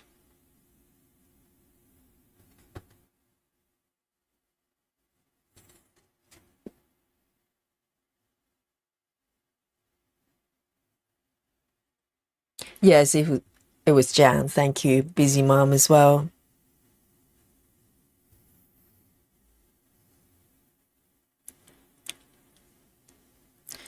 Yes, Callum, they're back stitches, but no other type of stitches. So it's basically cross stitches and back stitches. So, but I can add my own. I just do my own French knots.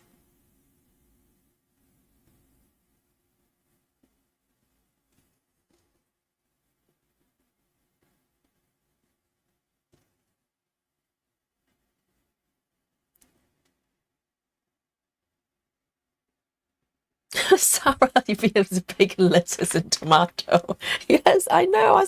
I've heard that before. BOT, BOT sandwiches.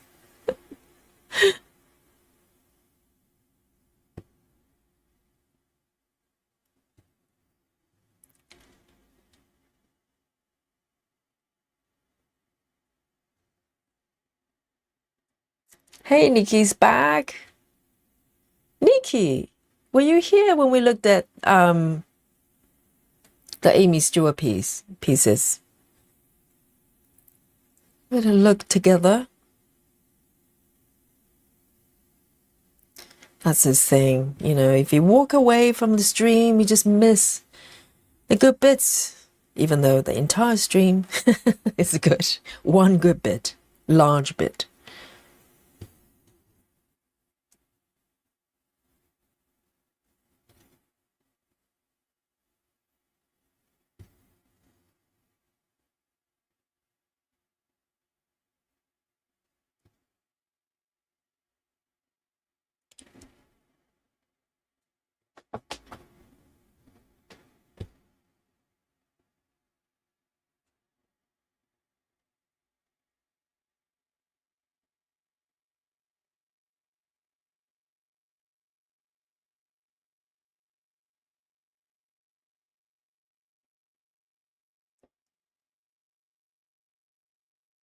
Betty Hankins says the one I saw looked like a traveling library, but with those, but we asked the other wonderful things added on the left.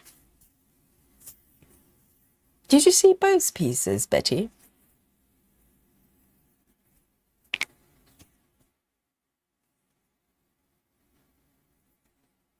Okay, yeah. For those who have just joined us, we can have another quick look, shall we? I've got the mock-ups here. Okay, and Nikki has just joined. Look, this is the first piece, okay? So it's a landscape, really wide, caravan on the right and picnic spot on the left. And in the background, I was talking earlier on, it looks almost like a different piece, you know, with the castle. Looks a little bit like the Steve's piece. And where's Steve nowadays? Hello, Steve, you're looking. Yeah, it looks like that castle piece with a lot of sky.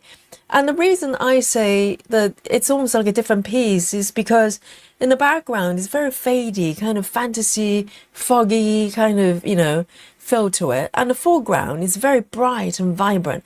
And maybe that's the intention. Maybe the background is some sort of dream world. Who knows? So it's up for interpretation. And the second piece is this one, a close-up of a desktop view. This writer's, it's called writer's something, writer's desk. So this is the second one. And just in case you missed it, BLT, okay, our Betty Lou Taylor, has requested max colors for both pieces, guys. Nikki says, Yogi, do you see silver stitches? She doesn't think you can see her. Silver stitches? What do you mean? What do you mean I can't see her?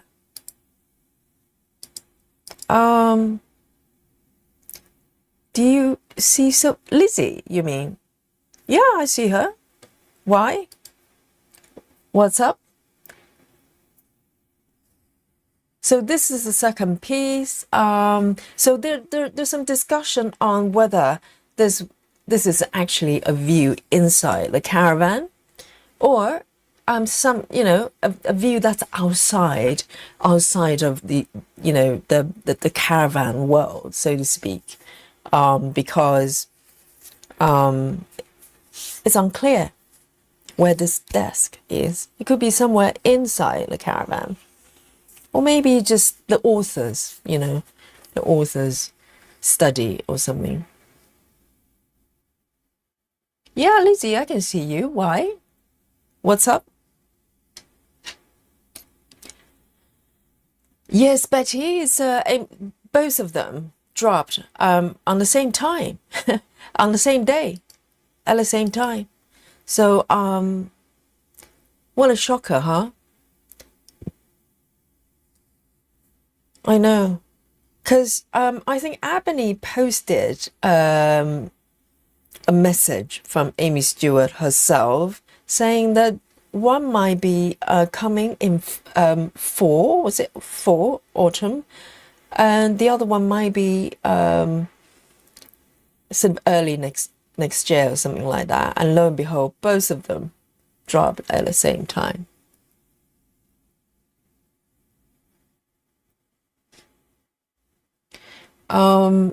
Jackie says, let me bring on the other one. Jackie says part of the first piece is technically the writer's death, so it's like the best of both of them. Yeah, it's possible. This is, you know, outside the world of the caravan world, in quote unquote reality, so to speak, you know. So the author's creating this story and, you know, creating illustration as well of the caravan and interior of the caravan, but there are the artwork of this person, whoever this person is, Amy Stewart. So maybe this is her desk. Who knows? It could be Amy's desk. because that coffee cup, the teacup, looks quite modern. So it's unclear whether this is in the same world or not, right?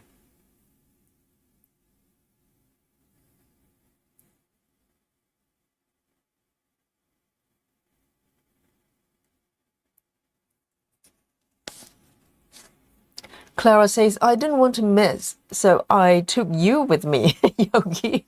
Why? I and Lucy went for a walk. Lucy is my chihuahua. Well, I'm glad you, explained that. Lucy could have been your daughter or your sister or whatever. Yeah, I hope you had a great time. And yeah, so this is it. Just in case you missed our last discussion. Nikki says, so when are we starting them? Nikki, how far are you on the traveling library?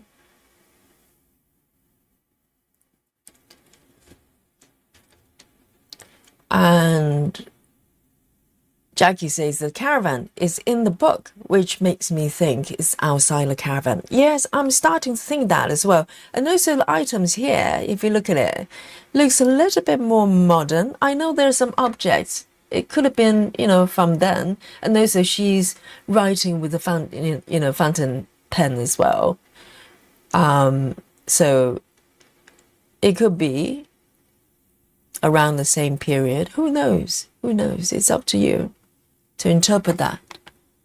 And there's books that's got a little fox on the book cover as well. So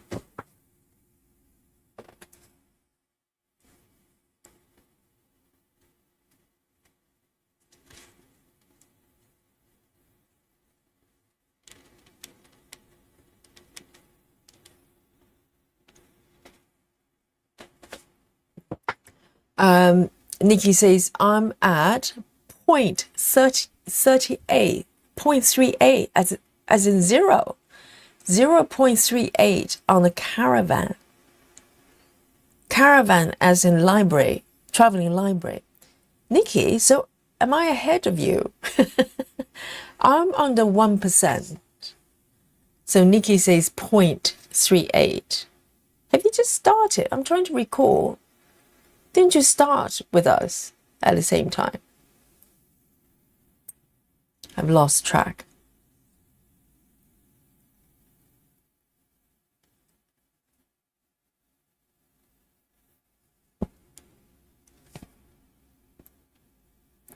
And 6 says, I want to stitch my next project on 25 count easy grid, 2/1 CXE. Okay. After seeing a part of yesterday live, I'm a bit worried. Should I be? Best to maybe do a bigger test stitch. Yeah, so I've done test stitching for 28 counts before I tried it, because 28 is quite new to me as well. So I did some tests, and the first 28 piece I did was Sweet Shop, and I did 2/1 tent. And I don't know whether you saw the last stream of my Sweet Shop. I decided to change it to full cross. So full cross DMC, 1/1 full cross on 28 count is kind of, works really well for me. So in a way, would I say the test stitching helped-ish, but for 32 counts, the testing stitches really didn't give me the accurate indication. So I think if you don't mind going through the trouble, if you really want to test, is to pick a block from your pattern that's not overly confetti, but have some color changes, so you get some real feel about how it's going to fare. Because what I did was I did some two-tone. Let me bring it up to you. I still have it here. So what I did yesterday was, if you haven't seen, I did this on my 32 count fabric. So I thought it was trying to be, clever. I thought, well, maybe single color was a bit tricky, and I did a two-tone, but it turned out it's kind of not really making a difference. So if you zoom out a little bit, oh, not that one. Where's the other test? That one. A slightly zoomed out view. So, and we did a live poll during the stream as well. And if you look at the numbering there, A, B, C, D, over nearly 60% of you in the chat voted for B, which is full cross DMC. Okay, and full cross CXC, as I was stitching it, I knew it wasn't going to work because it was too jammed. The stitches too busy. But everybody went for B for the coverage, right? And so I started with B, full cross DMC. And as I was stitching, I slowly realizing that it wasn't going to work very well. Because with color stitching, so the colors switching, yeah, the fabric started kind of, getting sort of pulled together. So it's not as spacious as, if you're just stitching a single color. So yeah, the test stitching, I would say from now on, if I were to test anything at all, I would probably pick a block from my actual pattern and do that. Otherwise, it's not very accurate at all. So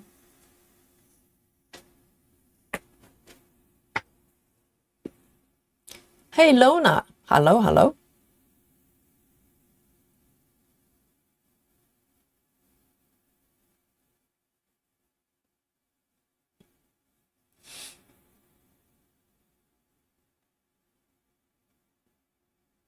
So I think 6, just go back to your comment there, 2/1 is probably not going to work very well because I have done 1/1 CXC on 25 count. It is very full as it is, 1/1. 2/1, I think you're going to run into problems.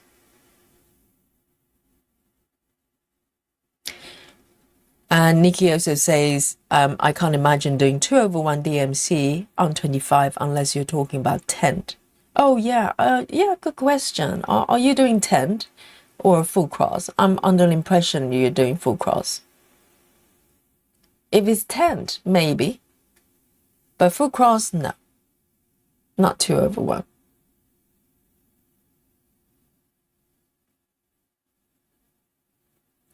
And Lizzie says, yes, Lizzie, I can see you. Lizzie says, I tested a 1/1 25 count easy grid and I find the coverage to be excellent with CXC. Yeah, I mean, even with DMC, it's pretty good. Some people complain if you do DMC 1/1 with 310, you can see a little bit of background showing through.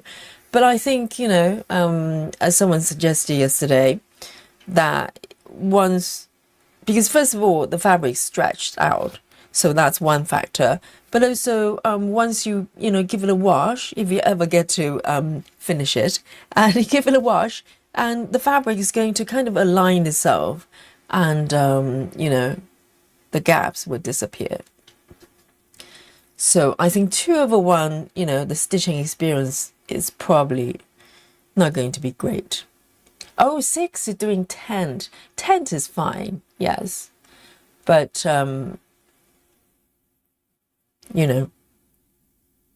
full cross, no. Yeah, I think tent is okay.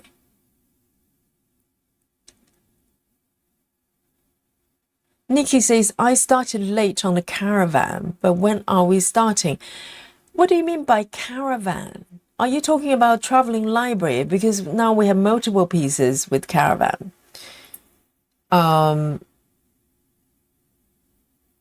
So Nikki says, I started late on the traveling library, I presume. But when are we starting, Yogi? We're starting what, Nikki? Can you complete your sentence? I'm confused. So, so you started late on traveling library, and you want to start both of these ones. Deflect, Nikki, I'm not deflecting. I'm just not understanding what you're referring to. When are we starting what? Nikki, talk to me. Six says, yes, I think a realistic test will be doing blocks of confetti, heavy pattern. Well, it doesn't have to be super confetti area. Yes, obviously, you know, it will give you some insight, but maybe just a block with healthy number of changes, you know, like at least 10. That will probably give you a pretty good idea how well it's gonna do. Because yesterday my plan B is initially I launched in with my new piece yesterday with full cross. And yes, gradually it became kind of, you know, it felt harder and harder to stitch. And also I was doing cross country as well. So I realized when I try to stitch kind of boxed in areas like this, okay, it didn't feel great. It didn't feel great. So I thought maybe if I do row by row, so plan B, I switched to row by row. I was still doing full cross, okay, single strand, full cross, 32 counts. And the first row felt okay. And I go, oh, maybe this is working. Second row also felt great. And by the third row, I think this is a kind of very nuanced kind of dynamic that happens when you have stitches together, because we tend not to think about tension of the fabric as we stitch in its entirety. When we test, yes, I think a block is probably sufficient to get a good feel of it, but one row or two rows are probably not going to give you a very accurate feedback. By the third row, I was struggling because I think the fabric just starting to get pulled together. And so imagine if I keep stitching and for the whole block, yeah, by the third row, I knew it wasn't working.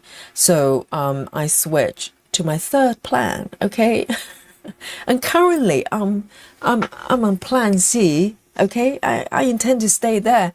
So, Susan, no 9 plans yet. Okay, I don't need that many. 3 will do for now. Yeah, where am I?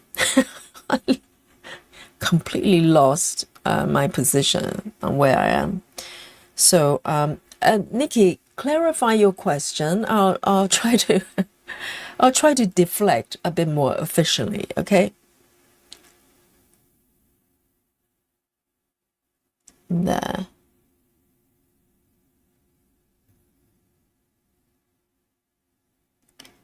Hello, Lona. Column. You're deflecting. No, I'm just trying to get to the bottom of that question. I don't know what Nikki's asking for. I really don't know.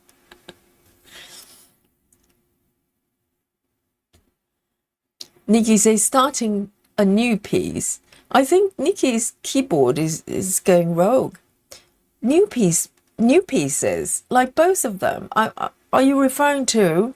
So you have just started traveling library. Stop calling it caravan, because now we have multiple pieces. This got caravan. I don't know which one you're referring to. Help me out here, Nikki. And yes, so clear my throat. Lizzie is asking, what needles do you use? Do you mean needle size or needle brand? So my needle arrangement is very simple. For single strand, so disregard the fabric count or you know, type of fabric. I use 26, size 26 if I stitch with 2 strands, and 28 if I stitch with single strand. That's it. So 2 sizes of needles. And majority of my needles are from either DMC or John James.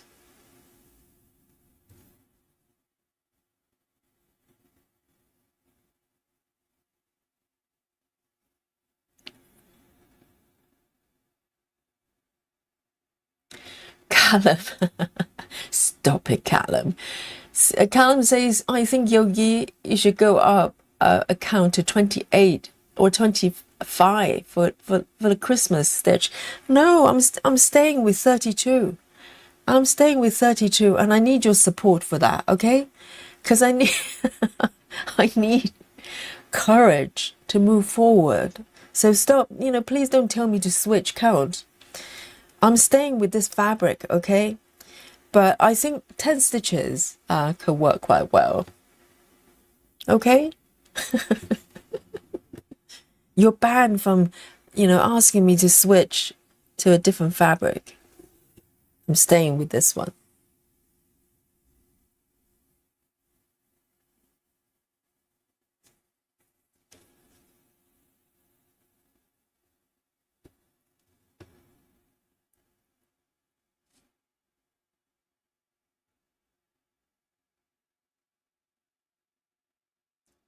So hang on, Nikki. Okay, let's review Nikki's situation here. Okay, guys. All right, and let me know what you think about it. So Nikki has just started traveling library. Majority of us have been working on it for over a month, and Nikki has just started it, and now she's asking Yogi, when are we starting the new pieces? Plural, by the way, new pieces. Okay, and you may go, yeah, okay. There are 3 pieces, and maybe Nikki wants to do all 3, right? But bear in mind, guys, cast your mind back a few streams. Nikki has just started 6 portals, guys. Nikki's one of those alien portal stitchers. I know we have a few here.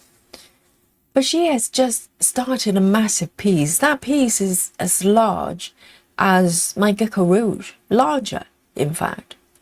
And now she's looking to start 2 new ones. And one of them, guys, let me refresh your memory.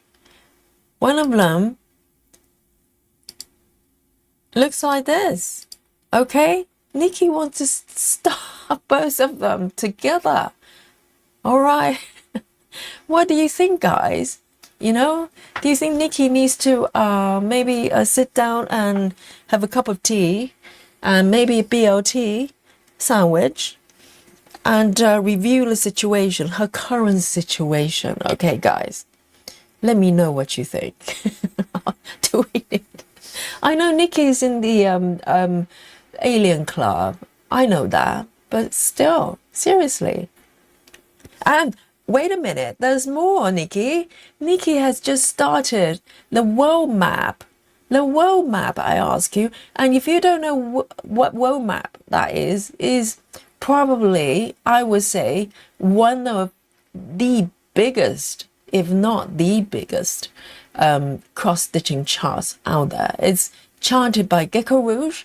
On their website right now, it's the largest piece they've got, okay, probably the biggest in the stitching world, and she has just started that, and she wants to talk about 2 new pieces, and one of them looks like this. All right,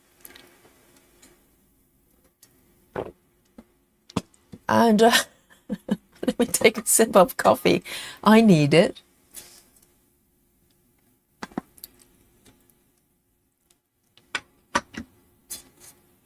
Callum says John James needles are superb. Callum, yes, I agree. On the 28 count, size 28, John James is my go-to 28. But with the 26, size 26, for some reason, let me bring this back. The eye of the needle for John James for 26 is a little bit more narrow comparing to these ones. I think these ones maybe DMC. They're a lot easier to thread. John James needles are the eye is a little bit flatter, so slightly harder to thread. But 28, because 26 I normally thread 2 strands, maybe that's why. But 28 is my, John James needles are my favorite.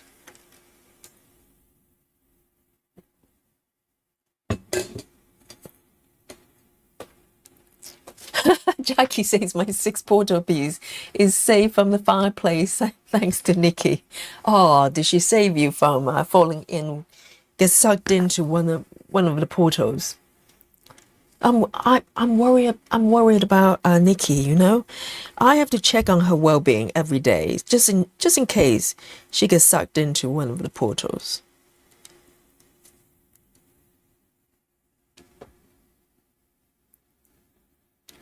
Six, stop. Six says, but Yogi, it's you who learned get us to have more WIPs. Yeah, but within reason, okay? And also, Nikki, are you joining the SAO as well? The Hey SAO? I can't remember whether you're in or not, but seriously.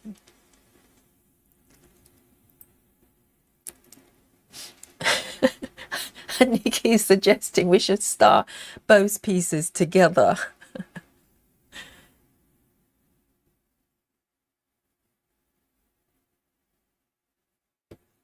And don't forget about the calamari lady, okay? You're not going to forget about her, do you? Calamari lady also needs some love as well from time to time. Some hair.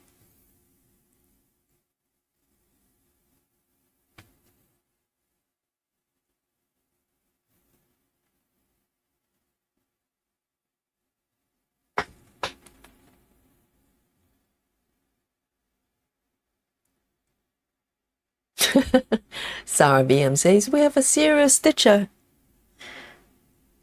Not even serial. She wants to start both of them together.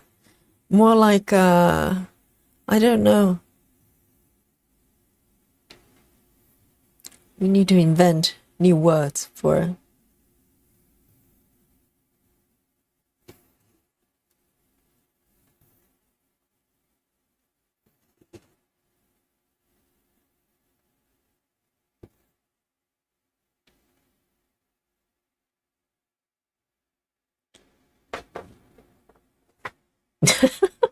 Nikki says something wrong with my keyboard.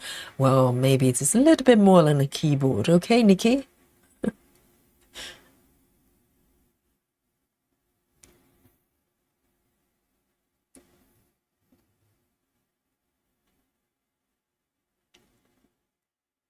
So, Sarah, are you starting the traveling library as well?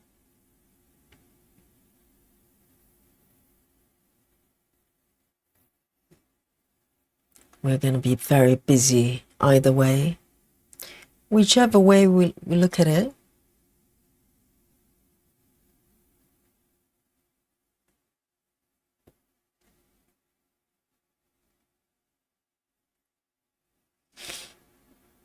Callum says, Yogi, you need to borrow some lights from your kitty cat. I know.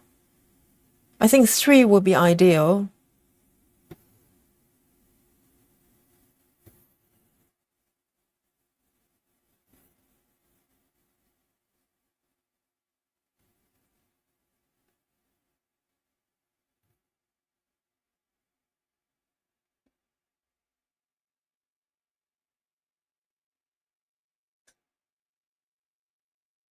Pascal says, I think I'm going to leave the Alien Club. Pascal, so the Alien Club is not for you to come and go as you wish, okay? We send you there, you stay there, and we do not release you unless we have very good reasons, okay? So if you'd like to leave, I'm not aware you're in the Alien Club, but if you are, you probably need a permission from Sarah, okay? You need to write up application or something and ask for permission to be released. You can't just walk out. We need to protect the community, okay?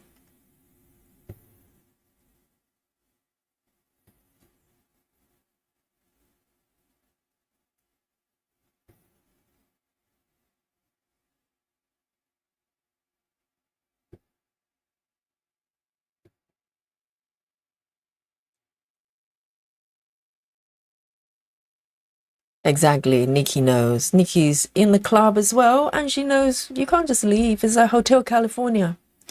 You know, once you're in, you can't leave.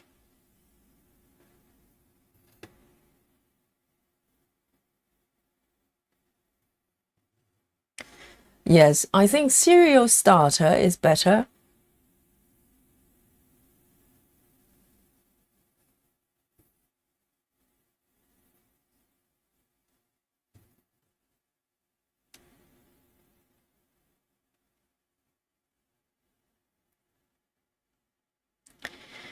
Nikki says, my kids keep talking to me. I know. What a nuisance, eh? Kids talking to moms. It's just not, it's unacceptable.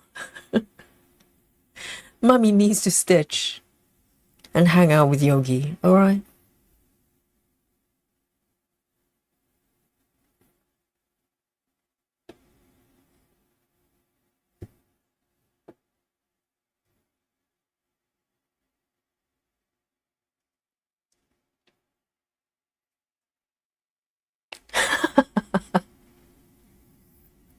Bess, do not encourage Nikki, okay?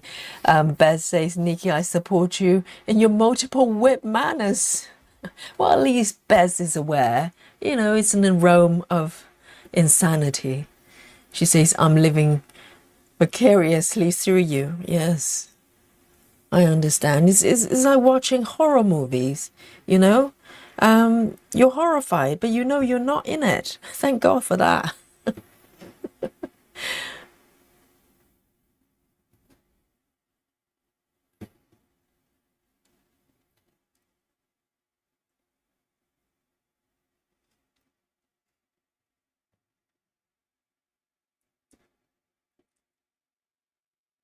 Betty's suggesting, BLT is suggesting, what about starting either or both on the first day of spring?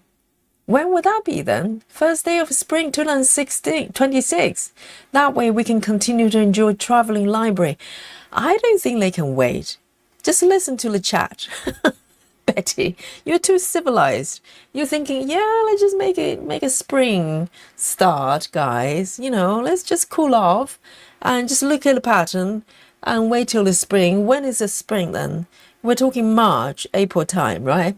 No chance. Just not with these guys. I think they're thinking about next week, all right?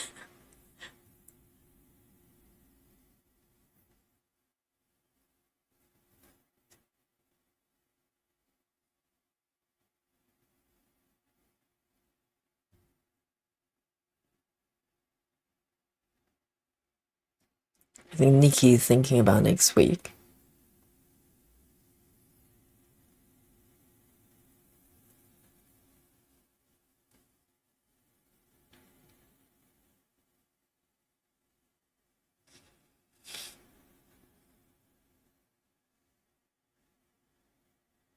Marilyn says, so many questions. Why not wait till the two charts on sale? I think majority of us will probably, you know, if we're getting the charts, we'll probably wait for a sale. I know some of you probably already got them, right? I don't know. I normally wait for the sale. And you'll probably come very soon.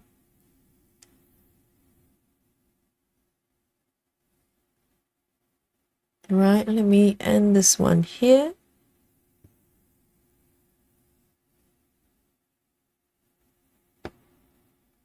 Yeah, Nikki says, I can wait for the sale.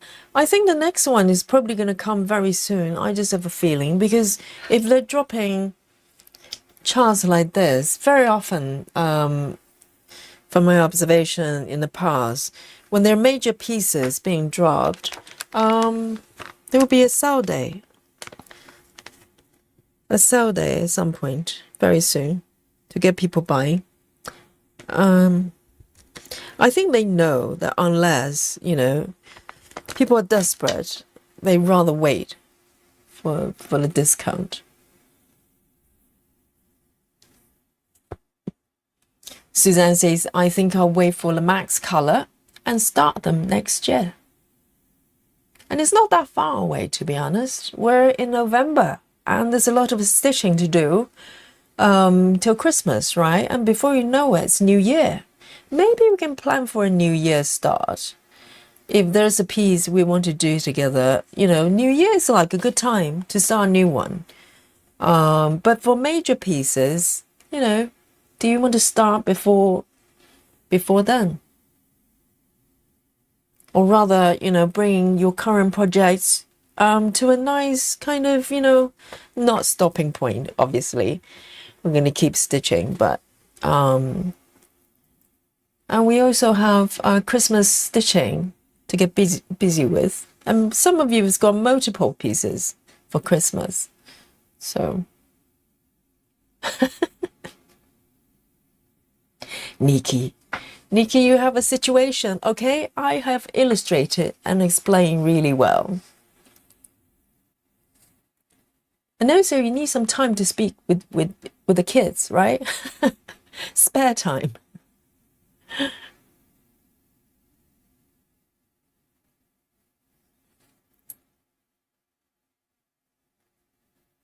Yes, it normally takes about 3 weeks for them. And last time with traveling library, it took a little bit longer, and I think probably something to do with Michelle, the lady's personal situation. I don't know. It was kind of, it took a little bit more, but we're patient. We're patient.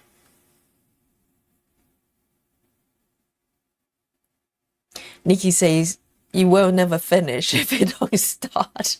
But if you don't start, you don't need to finish, Nikki.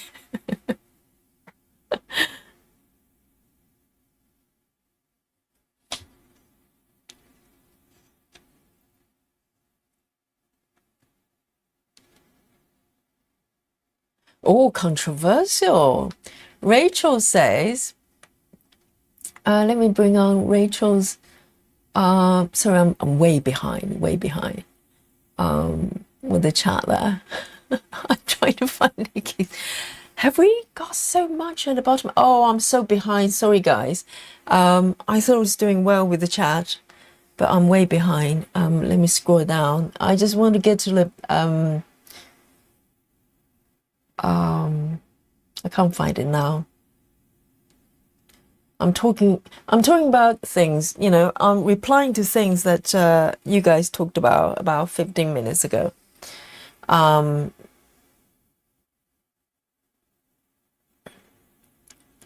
I can't find it now.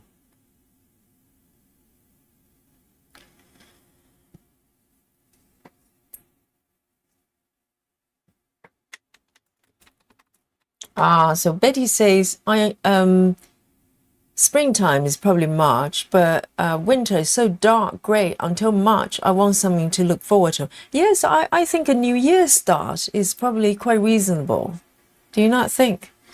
New Year, new project. But until then, we only have less than 2 months left. So I think it would be quite nice to, focus on maybe Christmas stitching and, all the other projects and get them going. And New Year, we start something new.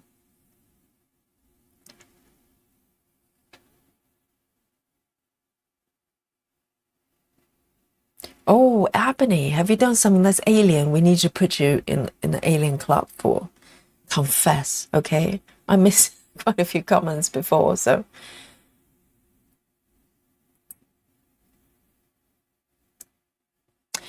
Busy Mom says they probably have a Black Friday sale. Yes, that's very true. When is Black Friday then?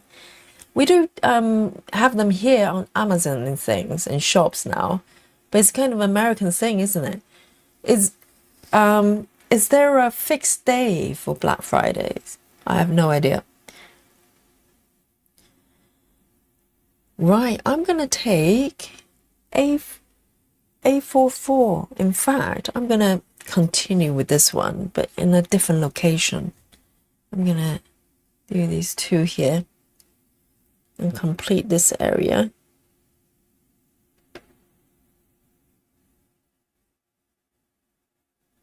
Ebony's got 30 WIPs.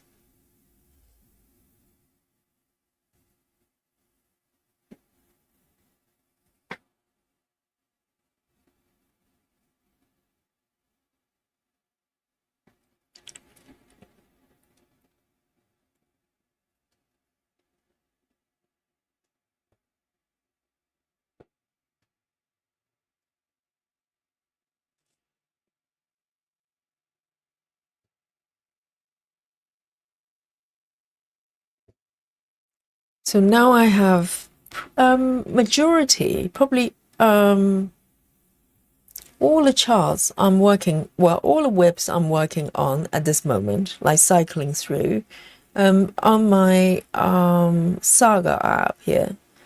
So I can probably do a calculation of how many ongoing projects I've got. I don't think I'm over 25 yet. I want to have a look.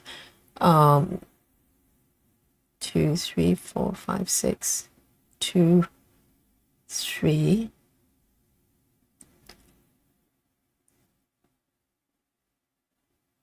Yeah, I think I've only got just over 20 actually. So I'm definitely in a, you know, mere mortal category. I'm not an alien, okay? So Sarah, I'm safe, okay? I'm not in the alien territory. Do not come for me.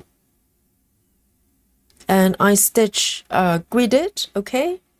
And I do not do crazy cross country. And I wear helmets, okay? When I stitch. And safety gear.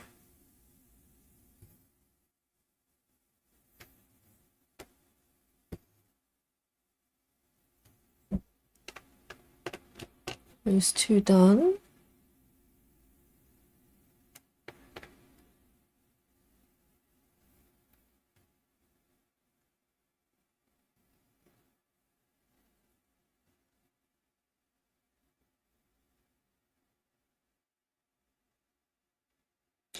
Oh, Michelle says my birthday is in January. Birthday start. Wow. More reason to start a new year. Not New Year piece. New start.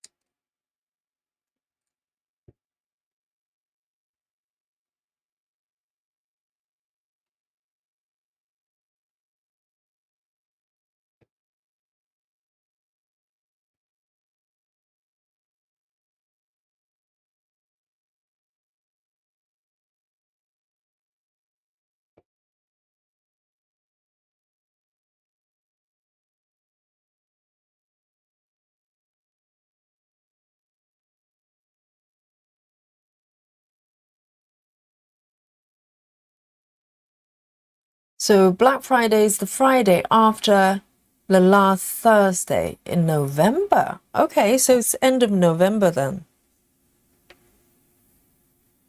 That's not that far away.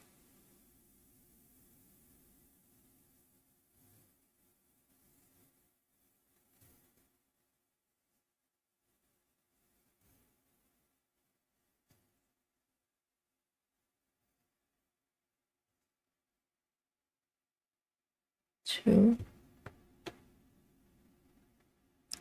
And the thing is, we don't know what's going to happen before New Year, right? There could be more patterns coming out. And so, you know, it's quite possible you might find something else you like.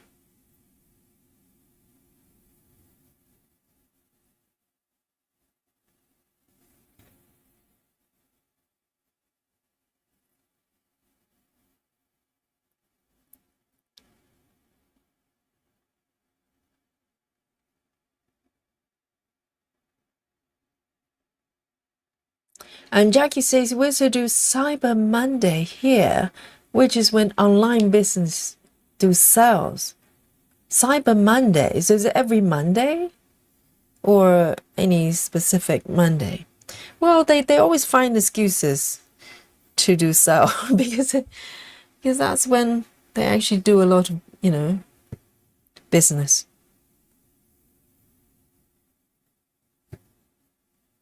And I think Heaven and Earth probably sort of do majority of their business during discount days because people expect that as well. So they might hold back until 50% discount.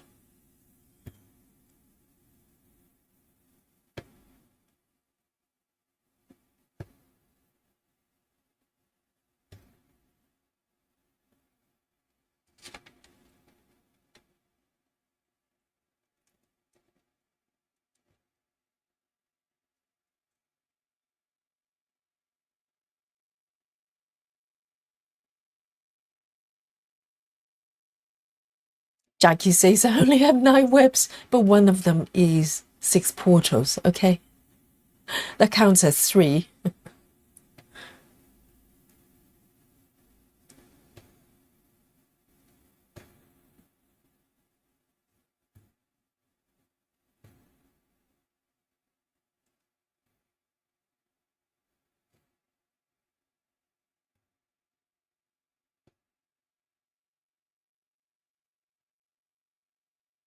And then 4 stitches. 1, 2, 3, 4.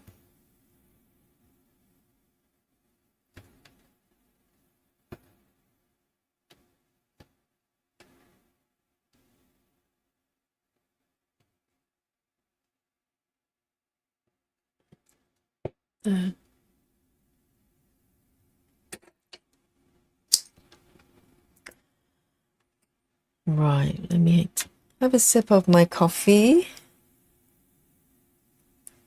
Let me see if I can pick a slightly different color here. Do have some brown here.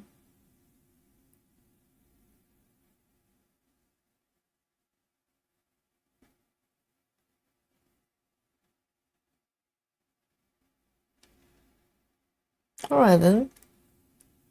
Another blue.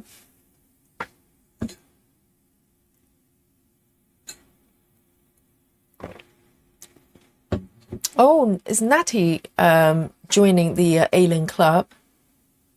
Oh, the club is going to get really packed. Sarah, I think we probably need to expand the space a little bit to accommodate all the alien stitchers joining us. One busy mom says, I have 167 webs and 37 of them are active. How active are they? I'm like, run out of days to work on them, having just over 20. Nikki says, I can start one for New Year and my birthday late January. But that's January. Late January is still New Year though. When does it stop being New Year? It's still January.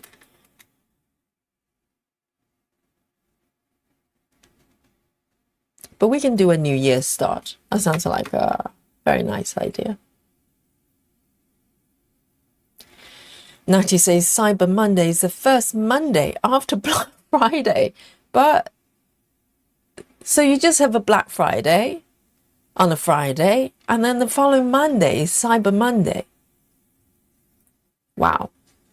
And then Cyber Friday, the Friday after.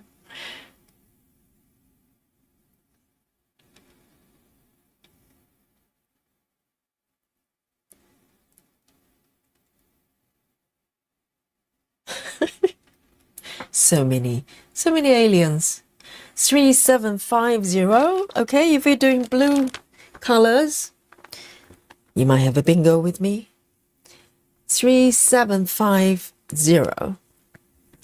3750. It is a blue. It's got a little bit of grayish tone to it. Slightly ashy tone to this blue.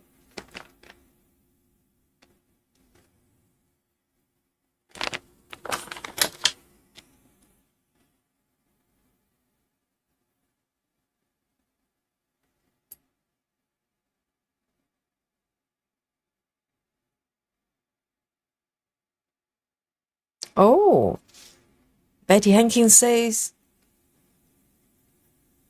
we love Black Fridays in the early 90s. I didn't know they'd been around for so long. I think in the UK, I'm trying to recall, it's probably only recent few years I've heard about it because I didn't know what it was when it first started. But I have you guys seen those videos, mostly from America, I think, Black Fridays is American thing. And people kind of fighting over TVs and things. They would go to like shops selling electronic stuff like TV and stuff, and people literally fight over them.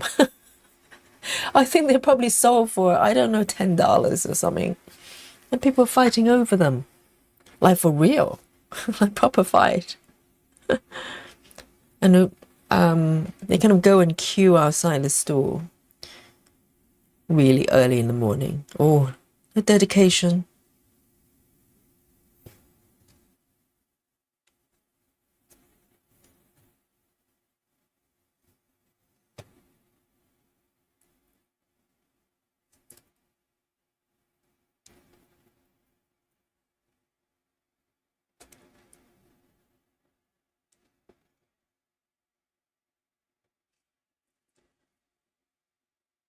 Janine says, I honestly would love to do the 6 portals, 3 portals, 3 of them. They're quite large. They're quite large. I think 1 portal is kind of doable in a lifetime. 6, I don't know. You probably need to enter one of the portals for eternal life, you know, like just become a vampire or something. Never dies.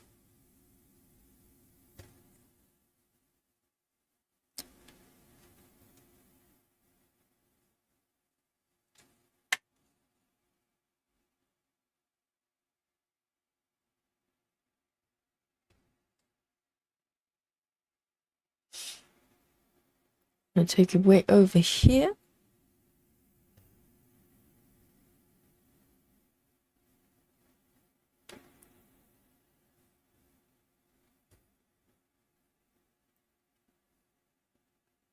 Oh, Sarah is very sensible. Sarah's got 10 WIPs.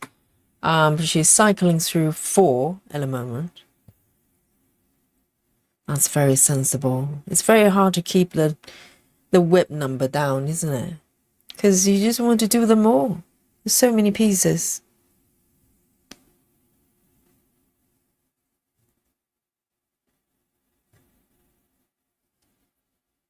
Suzanne is still 310 stitching.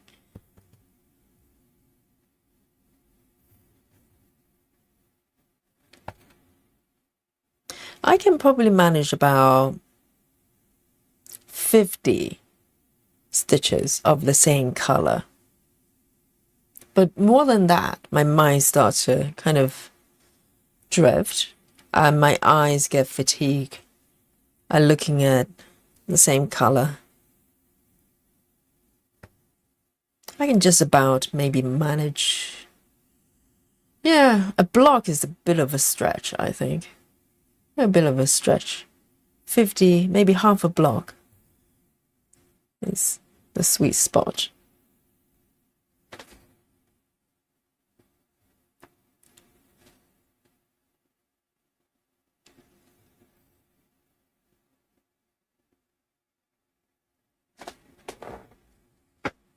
Pascal has managed 400 stitches. Oh, she says, I need a chocolate.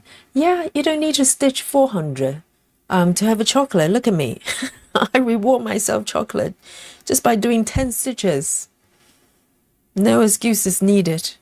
Just eat chocolate.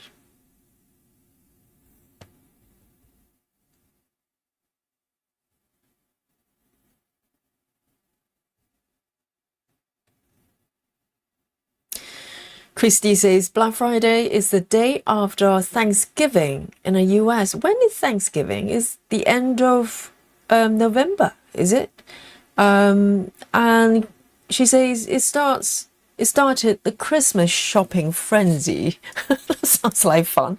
And it's when shops finally turn a profit for the year. Hence, they were in black. Oh, is that what that means? Is it what that means? Black Friday. So normally they don't make profit. Oh, that's so sad. Right, so that's what that means. Because normally if you go Black Friday, it's not supposed to be a good day, isn't it? It's the 13th, Friday the 13th. So I was wondering why they call it Black Friday. Now I know. As in profit. I see.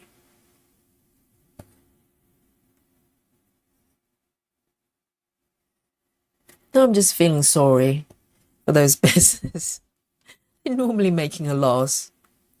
And only on Black Friday they get to turn it around.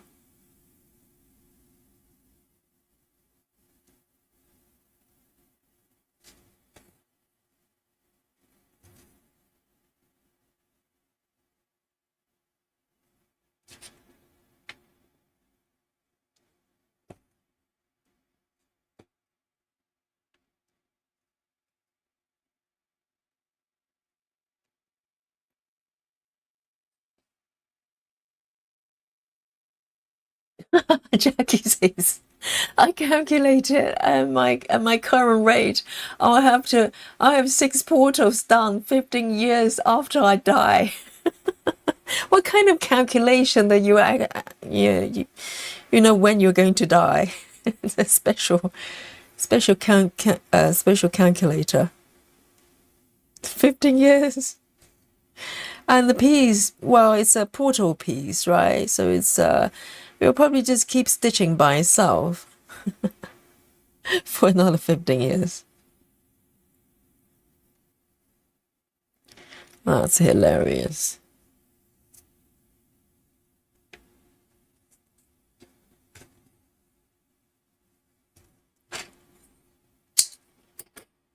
Very nice.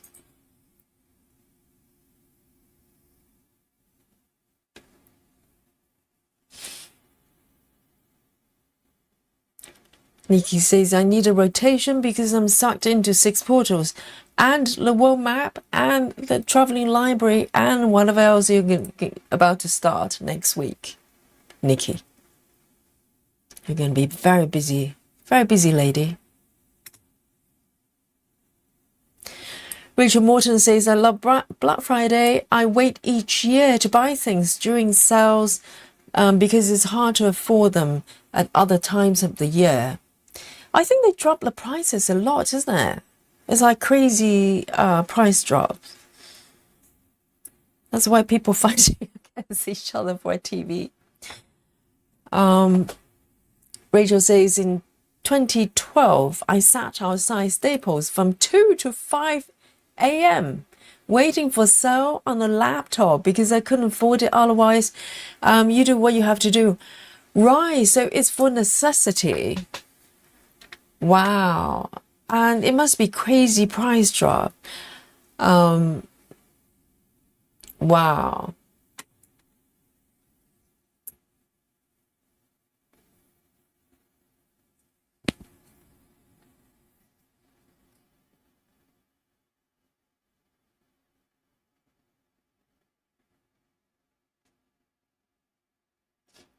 Beth says, we need to start looking for the potion from Death Becomes Her. You could stitch forever. Yes, I remember. Have I seen that film? Is I with the lady? The actress lady. That really helps in a film, actress lady. Can't remember the name.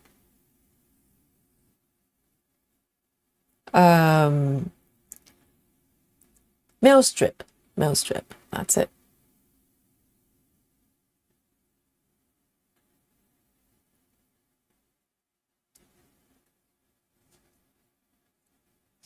Ah, Sarah, our alien captain says, my strategy for Christmas is all year long. As people have birthdays, I buy a birthday two gifts at the same time. I give one and save the other one for Christmas. It spreads out the costs. Oh, as in gift buying. Okay, I was thinking stitching. Okay. Interesting. So Sarah buys gifts for birthdays, but she will buy two of those items. Do you mean the same items? And do you give the same gift to the same people? One for birthday and one for Christmas. Is that how it works? I need explanations. So the person goes, yes, for my birthday, I got, I don't know, a pink jumper or a sweater. And then by Christmas, I get another one from Sarah that looks identical. Maybe slightly larger in size, right? Who knows? Christmas, you might gain a few pounds.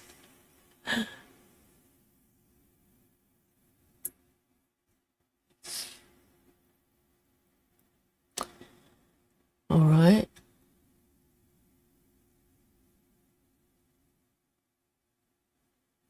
Next one.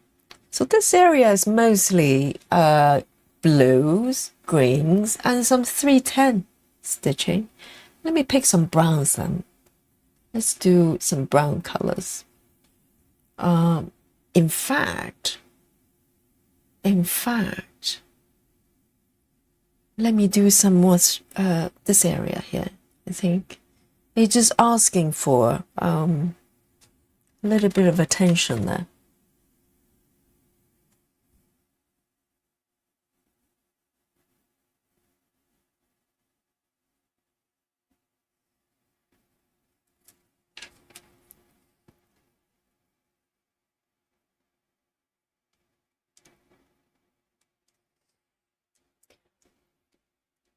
Janine says I'm procrastinator. And by Christmas gifts about 3 days before Christmas. Yeah, that's why me and my partner, we do not do gifting. Seriously. And so for this Christmas, for instance, we're gonna go visit his parents because I no longer have parents. Okay, so I have to borrow his parents. But we've decided as a kind of family group that we're not doing gifting because it's just too stressful. And very rarely people get gifts they truly want or happy with, if you know what I mean.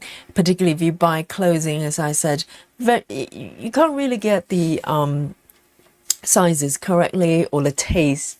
You know, people have different preferences. It's just too tricky. And so from time to time, we just randomly give people stuff, you know, give each other things.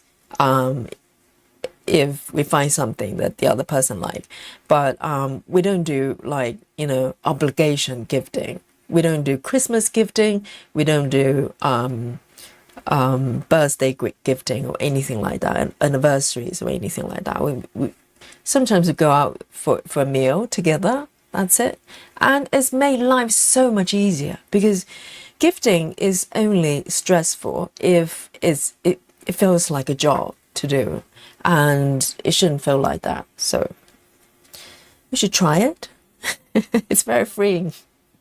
But you do need to have people actually together agreeing and appreciate doing that. Because some people might, you know, really enjoy receiving gifts, or maybe they love gifting.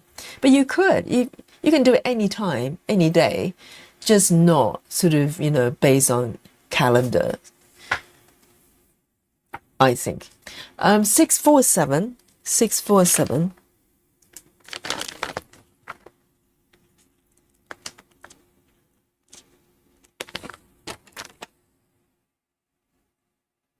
Sarah says not the same item.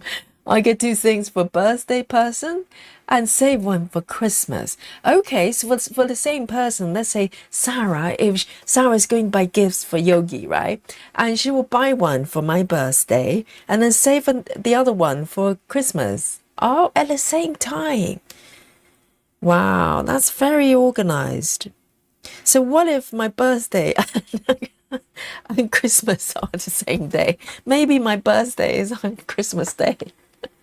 Then what do you do? Hey, Sarah, what do you do? 647.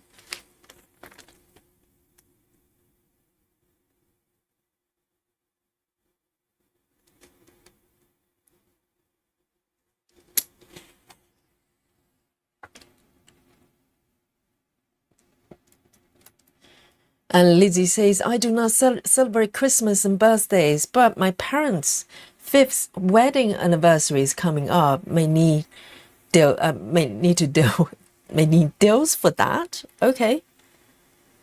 Yeah, so I think there are more and more people probably become more laid back about things like birthdays and, Christmas and stuff like that. I think it's only meaningful if it's heartfelt rather than a chore, right? A lot of times, unfortunately, it can become a little bit like that. I think for really close, loved ones, you might want to give them something. But a lot of times when the family starts to kind of expand, for instance, it becomes kind of a thing. You feel like if you give this person present, you need to give the other person presents as well. And it's endless. Before you know it, you're buying gifts all year round, and it's a headache. And it's cost as well, isn't it? So, and there's no guarantee the other person is going to like it. So it's kind of a lose situation. And, if you have the courage, you can suggest that, what about we just let that go and we can give each other presents wherever, whenever, whenever necessary or whenever you want, rather than based on some dates.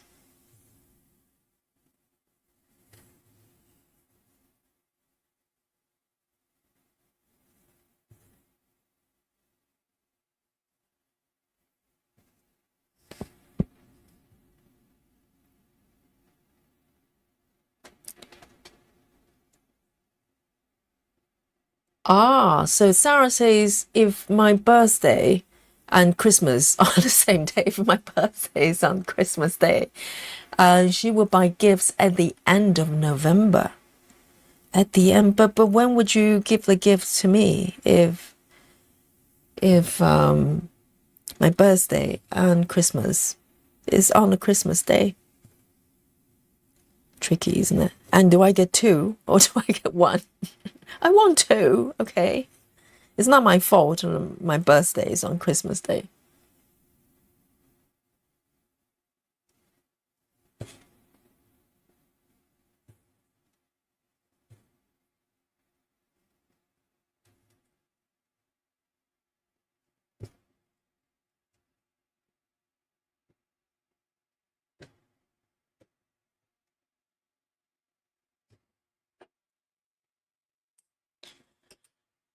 Six, four, seven.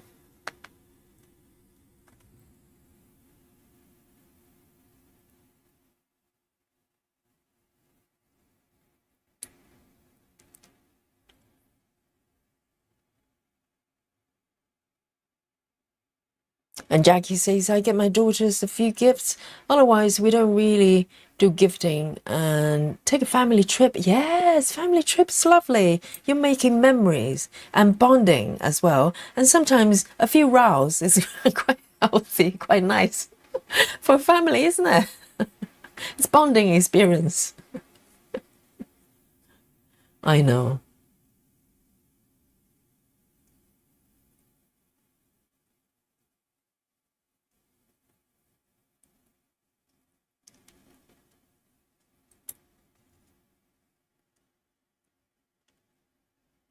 Oh, so Sarah is a twin. Does that mean there's another person out there looking like Sarah? Is she is she an alien as well?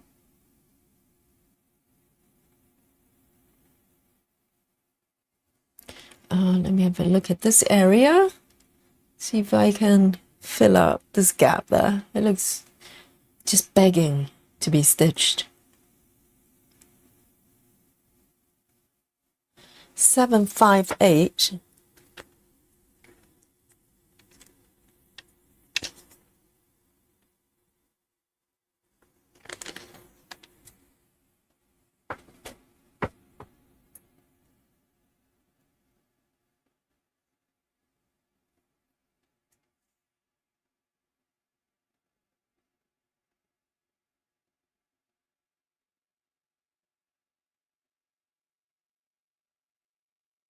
Janine says, I have to be careful. My husband always asks me for a list. And last year, he bought everything on a list.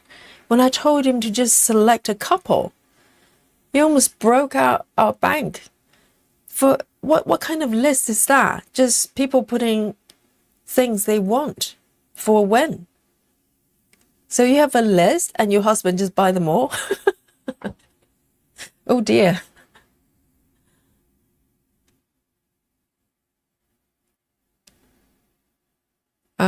It depends on what's on the list, isn't it? If it's like a car or a mortgage, you know, think twice. Oh, Susan say, Yogi, you get none. You don't believe in gifting. Well, it's not that I don't believe in gifting. I think if I give someone something, Susan, if I gift you something, right, like some PDFs, and it's heartfelt, because I feel like Susan will love this, you know, and maybe some a manual for diagonal parking, you know, a book about diagonal parking for Susan for Christmas. If I do that, I do it from the heart, and I can do it whenever, right? It doesn't have to be Christmas or birthday. I just give it to you. All right, so you can start parking very soon. And but other than that, you know, I believe in the spirit of gifting. That's why I don't want it to become a kind of, you know, obligation to do. Particularly for children. I don't think children should get too much. I really don't. I think my brothers, you know, no, don't tell them. I think the kids are, I wouldn't say they're spoiled, but they kind of treat receiving gifts as normal thing. Just like, well, yeah, it's my birthday, so give me this. And I think it's not good for kids. You should earn your money to buy your own things. They need to be trained to do that. Otherwise, you know, you're asking for trouble there. If, you know, you don't want them to think that things just, you know, it should be just given to them. Why? You know, earn it. Earn it.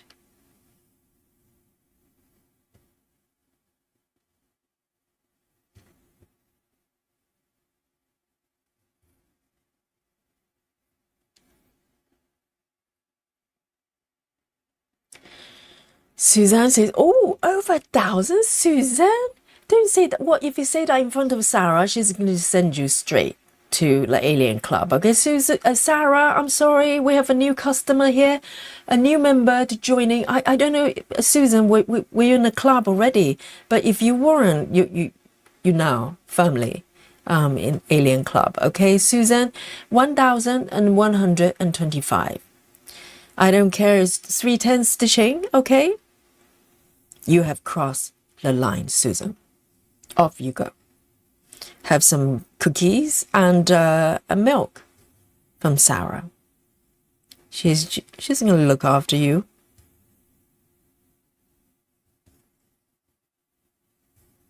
There you go, Sarah. Sarah. Yes, exactly. Oh, poor Susan. Yes. Now you have to stay in there until we let you out for a little bit of sunlight every day, okay? Otherwise, you just stay in. We need to protect the community, Okay.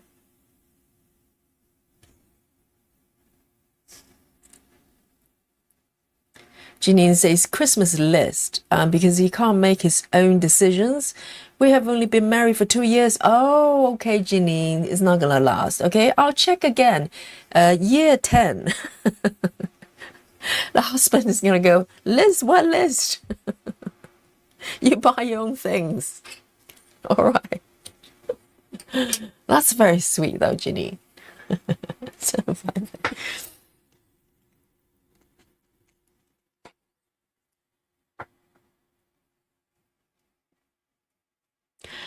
Hello, Monster Mama. Welcome. Night, Pascal.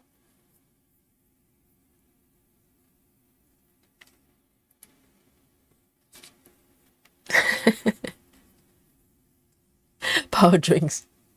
For Alien. Yes, exactly. Well done, though.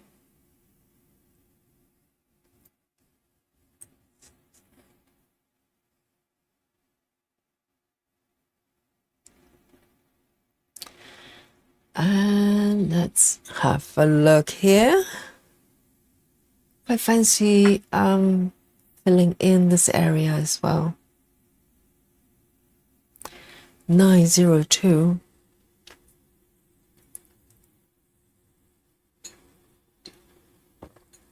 Oh, the coffee is so good. 902 is a burgundy.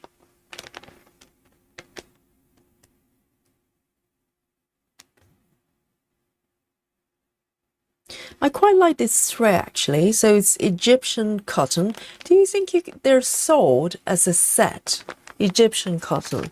I've never seen them being sold as a set. I've seen CXC. I've seen other types, other brands, so to speak. Can you get like a full set of Egyptian cotton? Because I like it. It's great for larger stitches, I think, in particular. It's just so really matte and not too fluffy. So, you know, for those of you, if you don't like CXC because it's fluffy, you might like this one. And it's not as shiny or stiff as some people might find with DMC. It's really nice to stitch, particularly for 14 counts. I think maybe up to 18. Egyptian cotton is really nice.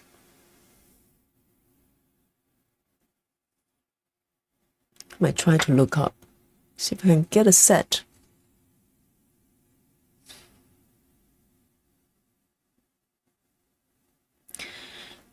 Nikki says, my mail? Do you mean my mom? My mom gives us cash. My mother buys us. When you say mail, what do you mean by that? And my mother buys us random things. I have a drawer full of, and when we give her gifts, she might get them back during the year. Well, I think random gifting is nice, but it shouldn't become. I think the problem is when it becomes a kind of a thing you have to do, and it's no fun because you feel like you have a kind of a deadline to buy something, and you have no idea whether the other person's going to like it. And I find that really stressful, and also you kind of wonder, what is the meaning of all of this, you know? And as a child, to be honest, I don't have a lot of toys, and we weren't given things willy-nilly. And when I was a kid, I was looking at other kids and thinking, oh, they have so much. But having grown up, become a grown-up, I actually thought that was a good thing, because I'm not a very I'm not attached to things very much, because I wasn't brought up that way. You know, I don't feel like people need to give me gifts or anything like that, because I never really had that many gifts or toys. And that's, you know, I think that's more healthy. If I want something, I earn the money and I buy it myself. And if I can't afford it, I don't have it. That's it.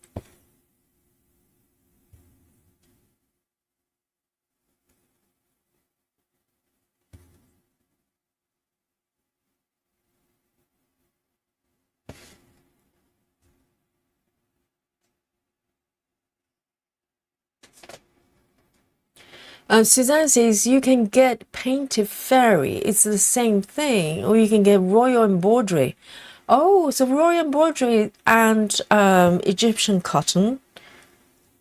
They're similar, are they?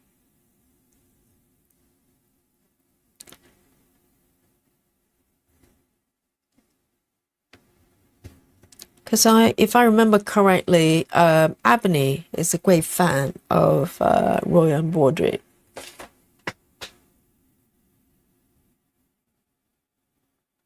And Janine is saying the same thing. Painting fairy, so full set of Egyptian cotton, and the floss is very nice to work with. Oh, interesting. I might have a look.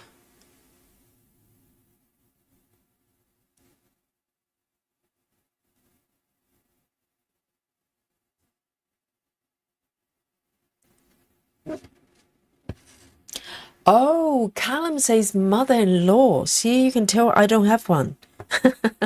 Mel, it's called Mel? Really? Oh, mother-in-law. Oh, okay. I never seen it written that way. I thought it was a typo. Mother-in-law. I don't expect anybody to give me anything, including my partner.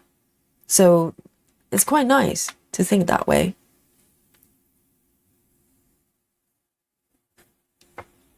$902.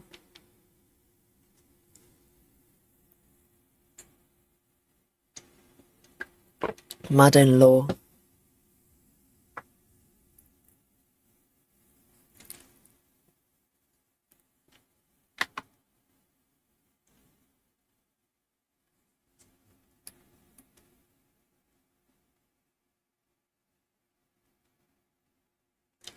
Lovely. And I think I'm going to go for a couple of more colors.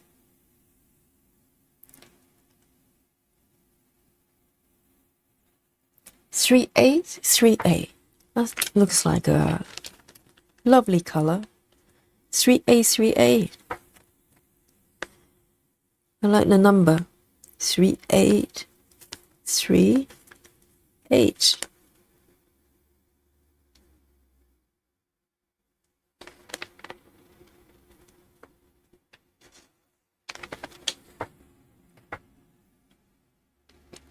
Nikki says, husbands and I don't gift for occasions, usually non-occasions. I think that's the best. You know, it's kind of a nice surprise. And also, it's not out of, obligation. You just know. It's not based on calendar. Because if you want to give something, you can give them tomorrow, now. Callum says the same, Yogi. Save for it and buy your own gift. Yes, I know. Absolutely. And I think it's much healthier to think that way, so you don't feel resentful if someone is not giving you certain things at a certain time. You just need to kind of, have that independence with the mind. Then you're free. So you don't feel like someone is they own you something. No one owns you anything. You're responsible for yourself.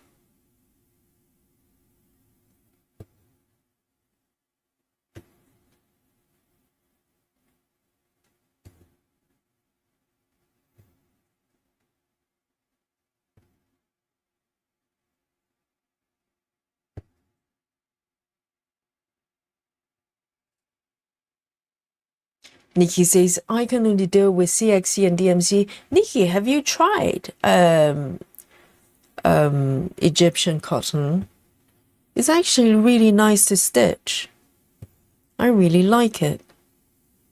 But then I probably wouldn't use it for anything above 20 counts or 22 counts for some reason. It just feels, I don't know.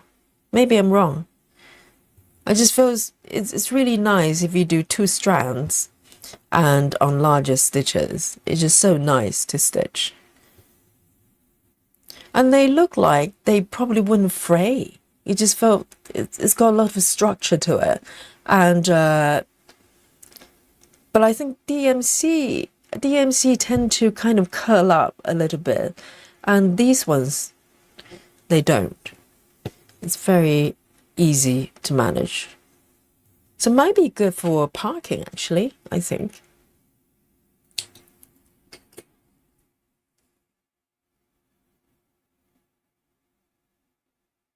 Three A.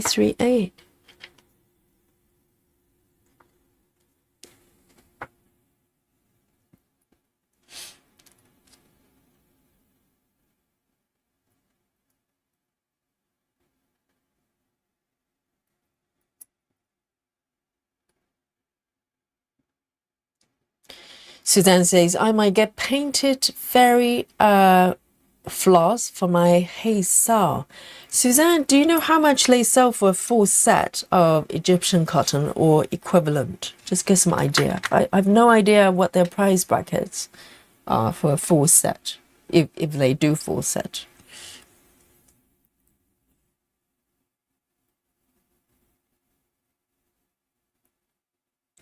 This one, another blue. Oh, today's blue festival.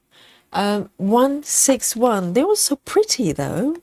There's so many different shades. 161.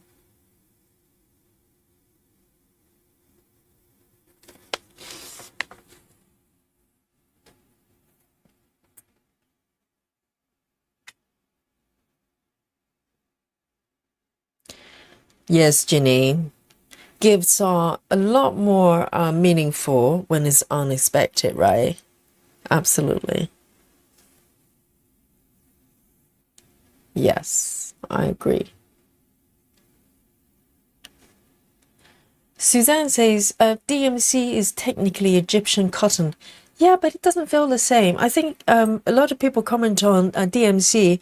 If you pull DMC thread like this, it stretches a little bit, and when you release, it curls up. It starts to kind of spiral with DMC. So when you're stitching, sometimes the fiber gets stretched, and the end, the working part start to kind of curl up. With this one, you don't get that. It's still quite, nice and relaxed. Yes, maybe technically they're both made of 100% cotton. But somehow it's different.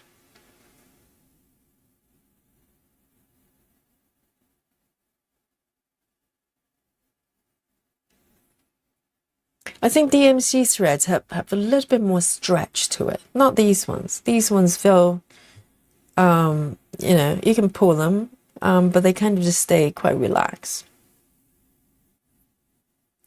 Lona says, my mom just gave me money for Christmas gift today. Well, that's an early Christmas gift. She says, I think she's thinking she might not still be here for Christmas. Oh, Lona. I'm sure that's not what she's thinking. She's probably going, she wants you to have an early surprise.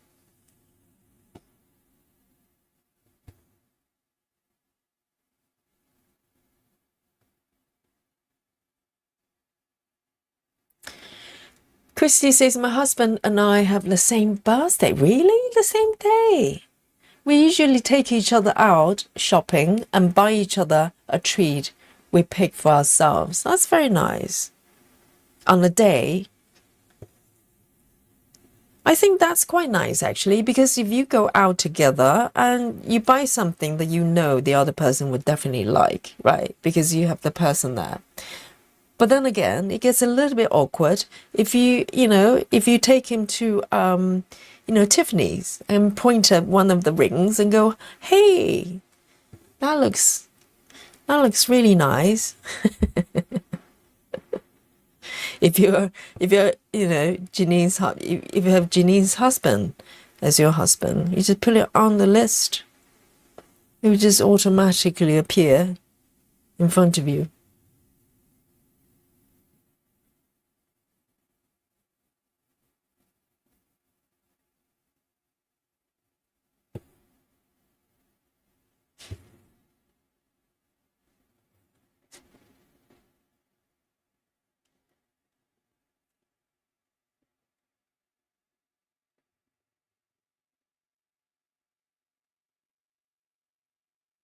Betty Hankins says, I love giving, but once in a while it's nice to receive something, just because. Yes, absolutely. And particularly if the other person give it to you because it's not out of obligations, you know. I'm not very good at receiving gifts, I have to say.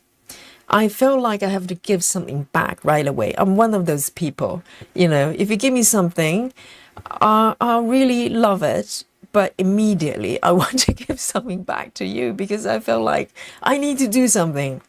So I'm not very good at receiving gifts,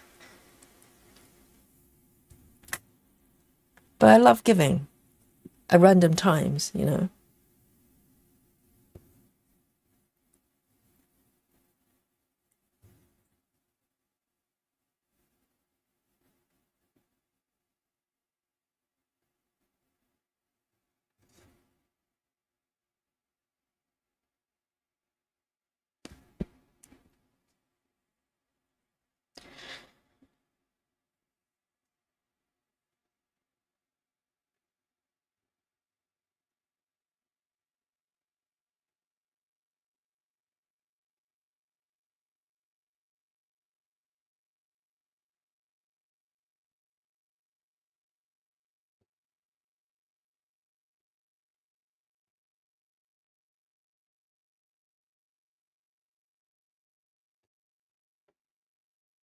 Bologna, I think the best gift for loved ones is just spending time together and give each other a hug, right?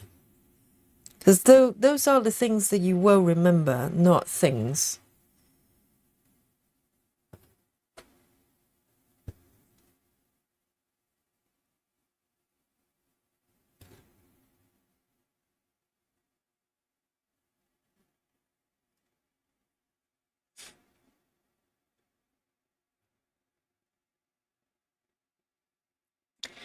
Suzanne says royal embroidery for 10 pieces is £3.80. Oh, that's really good. 10 pieces, as in 10 scans, like regular scans. Painted fairy for 10 pieces is £1.51. Is that in your currency or pound, like some British pounds? That sounds quite reasonable. Dream Stitch. Okay, I'll have a look. Oh, I get the companies kind of confused. There's a Dream Stitch and there's Painting Fairy. They're two different companies, are they? And they both do floss threads. I get them confused and mixed up.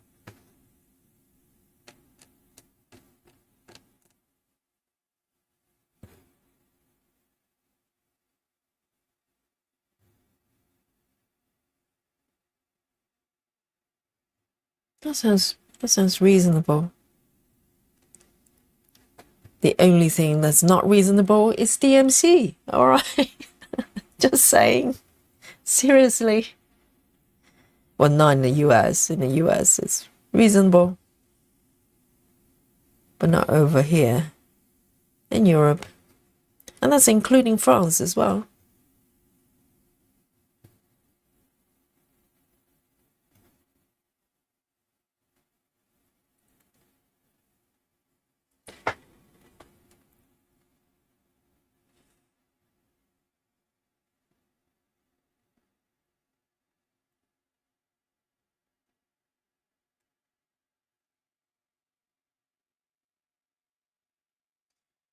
Betty says, I maybe I'll think if someone likes something that I have, like a stitching project, I'll give it to them. Do you mean like a WIP?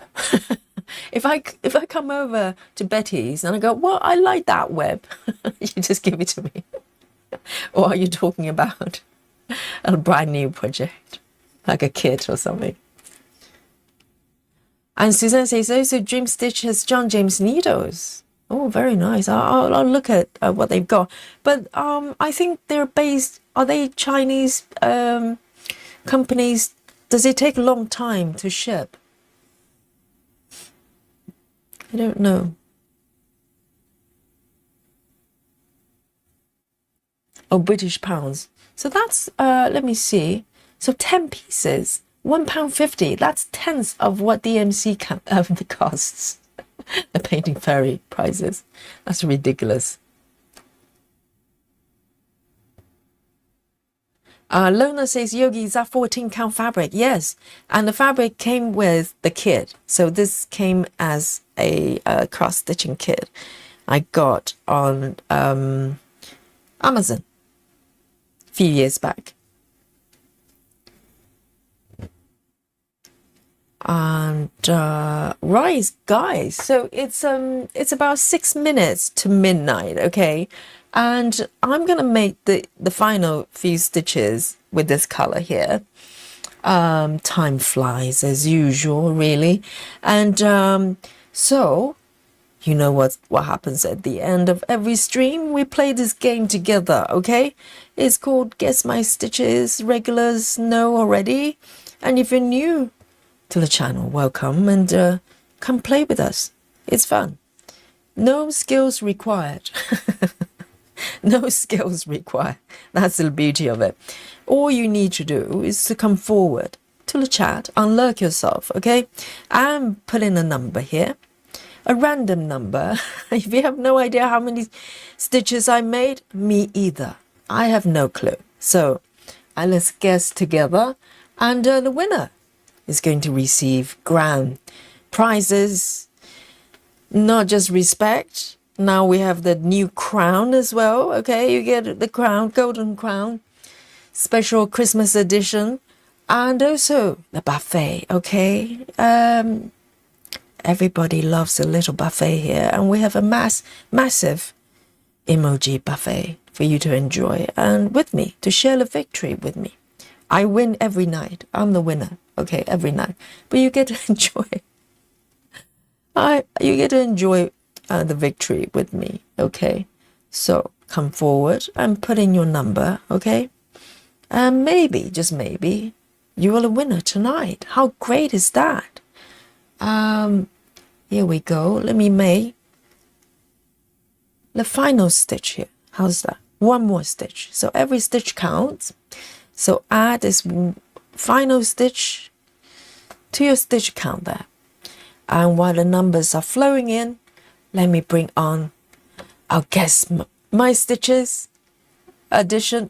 Well, maybe the Christmas edition. I can't remember. Maybe I reverted back to normal edition. But whichever edition, it's a beautiful machine. A state-of-the-art machine that I built in my basement. Okay, let's go. Yes, this is still a Christmas version.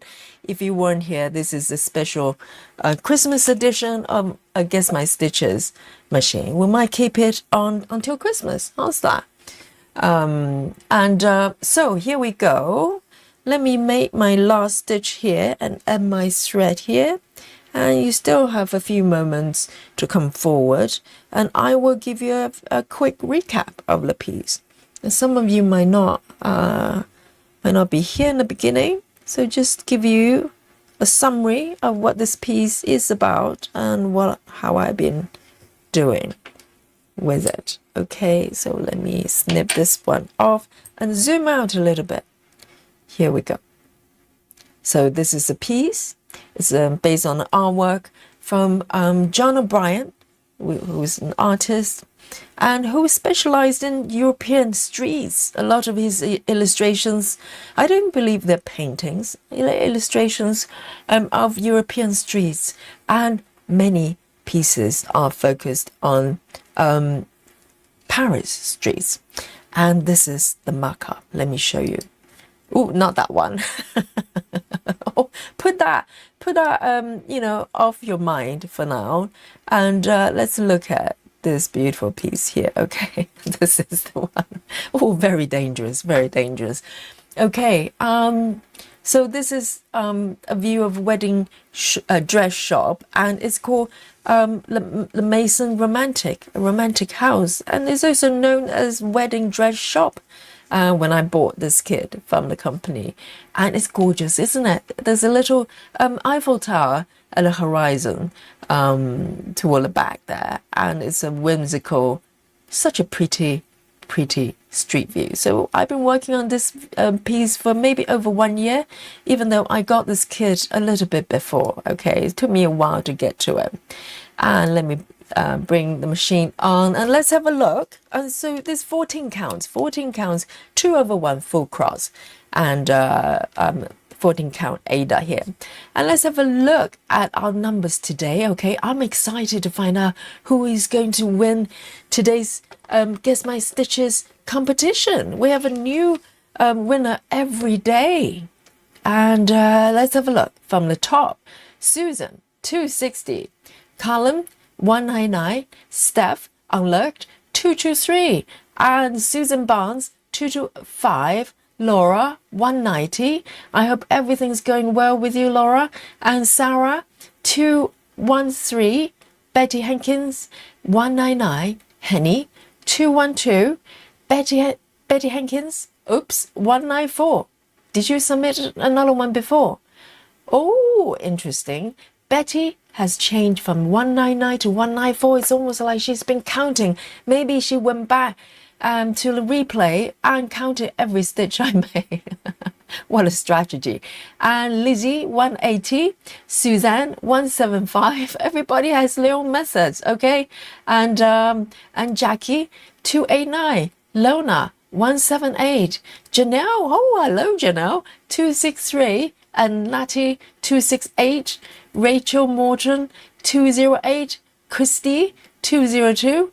Callum, oh, something else. And Michelle, 222. And Diane Smith, unlocked, 186. Unlocked, 133. See, I remember. I know you if you've been lurking, and or maybe just join. BLT, yes. Bacon, lettuce, and tomatoes. 234. Nikki, 187. And Bess Williams, 162. And thank you, Betty, says it's looking great. I know, it's pretty, isn't it? And Janine, 228. And what else have we got? And Clara, 130. Oh, guys, are you ready to have a look? You know, of the app here. My app doesn't lie. I don't know about yours. Let's have a look. And let me zoom out so you know where I am on the piece, okay? So this is the entirety of the piece here, pretty large, but it's physically large also because it's 14 counts. And this is where I am. I started from the center, page by page, to the right there. Really neat. I don't have many pieces that I work in such a neat order, okay? So this is where I am. And are you ready for the big reveal of tonight's total number of stitches I made during this live stream? 3, 2, and 1. Here we go, guys. Oh, 229 is the grand total of the stitches I made today. Okay, let me stop the sprint here. And also, guys, have a look. Upper left. I have broken the number 10%. Yes, I'm way into double digit now, guys. This is looking good. Currently, I'm on 0.01. Amazing. So, on top of, in the beginning of the stream, just under 10. Okay, and I was wondering whether I was able to, you know, enter the double digit arena, and I am. So number 229, who is our winner tonight? 229. Guys, help me out. And who is the winner? Susan and Janine. Okay, Janine, 225, very, very close. And Suzanne, where is Suzanne? What's Suzanne's number? Who is closer? Not Susan, Susan. Susan is, where is Susan? 260. 225, 260. I think Janine is closer, right? Yes. Janine is closer. So, Janine, you are our winner tonight. Well done, Janine. Yes, Janine's got a husband who will buy anything on a wish list. Guys, put your stuff, your wish list. Generate the wish list and hand it over to Janine, and you will get it by Christmas. And it's a promise by Yogi. Yes. So Janine, you know how it works by now. You're one of the regulars, okay? And you get to enjoy the adoration and admiration from everyone. Bring some crowns, guys, the golden crowns, the special Christmas edition there, and the buffet. And let's treat Janine, some lovely food and some golden crowns there. All right, guys, let's have a look. Yes, we've got a very healthy fruit spread from Sarah there, and some crowns from Sarah. So Sarah is so generous, and Laura is only giving one crown. I think Laura, you can offer a few more. Okay. Yes, Janine says we get to share the fees. Absolutely. You probably get a couple pieces of fruits, and I'll probably give you some pizza. Okay, and the rest are for me. All right. Now you can have some cakes as well. Yes, everyone. Susan has 225. Oh, hang on. Yes, 225. And I misread it. I read it as 2225. Okay, Susan, you win as well. Are we talking about Susan Chamberlain? Because we have more than one Susan here. Susan, you win as well. Okay, don't get mad. Don't get mad. Susan Barnes. Okay, that's why. Susan Barnes, yes. Sorry, we have more than one. Okay, Susan Chamberlain says Susan Barnes, not me. That's why I looked at the wrong number. So Susan Barnes has won as well. Yes, come forward and enjoy the crowns. And oh, look at this, how generous, Suzanne. Yes, that's more like it. More the better. With abundance. This is Christmas, festive season, and let's bring on abundance of everything here. Wonderful. Oh, avocado, Clara. Yes, you're my favorite. You're my favorite. Yes, avocado is having a bad rap there. Yes, lovely.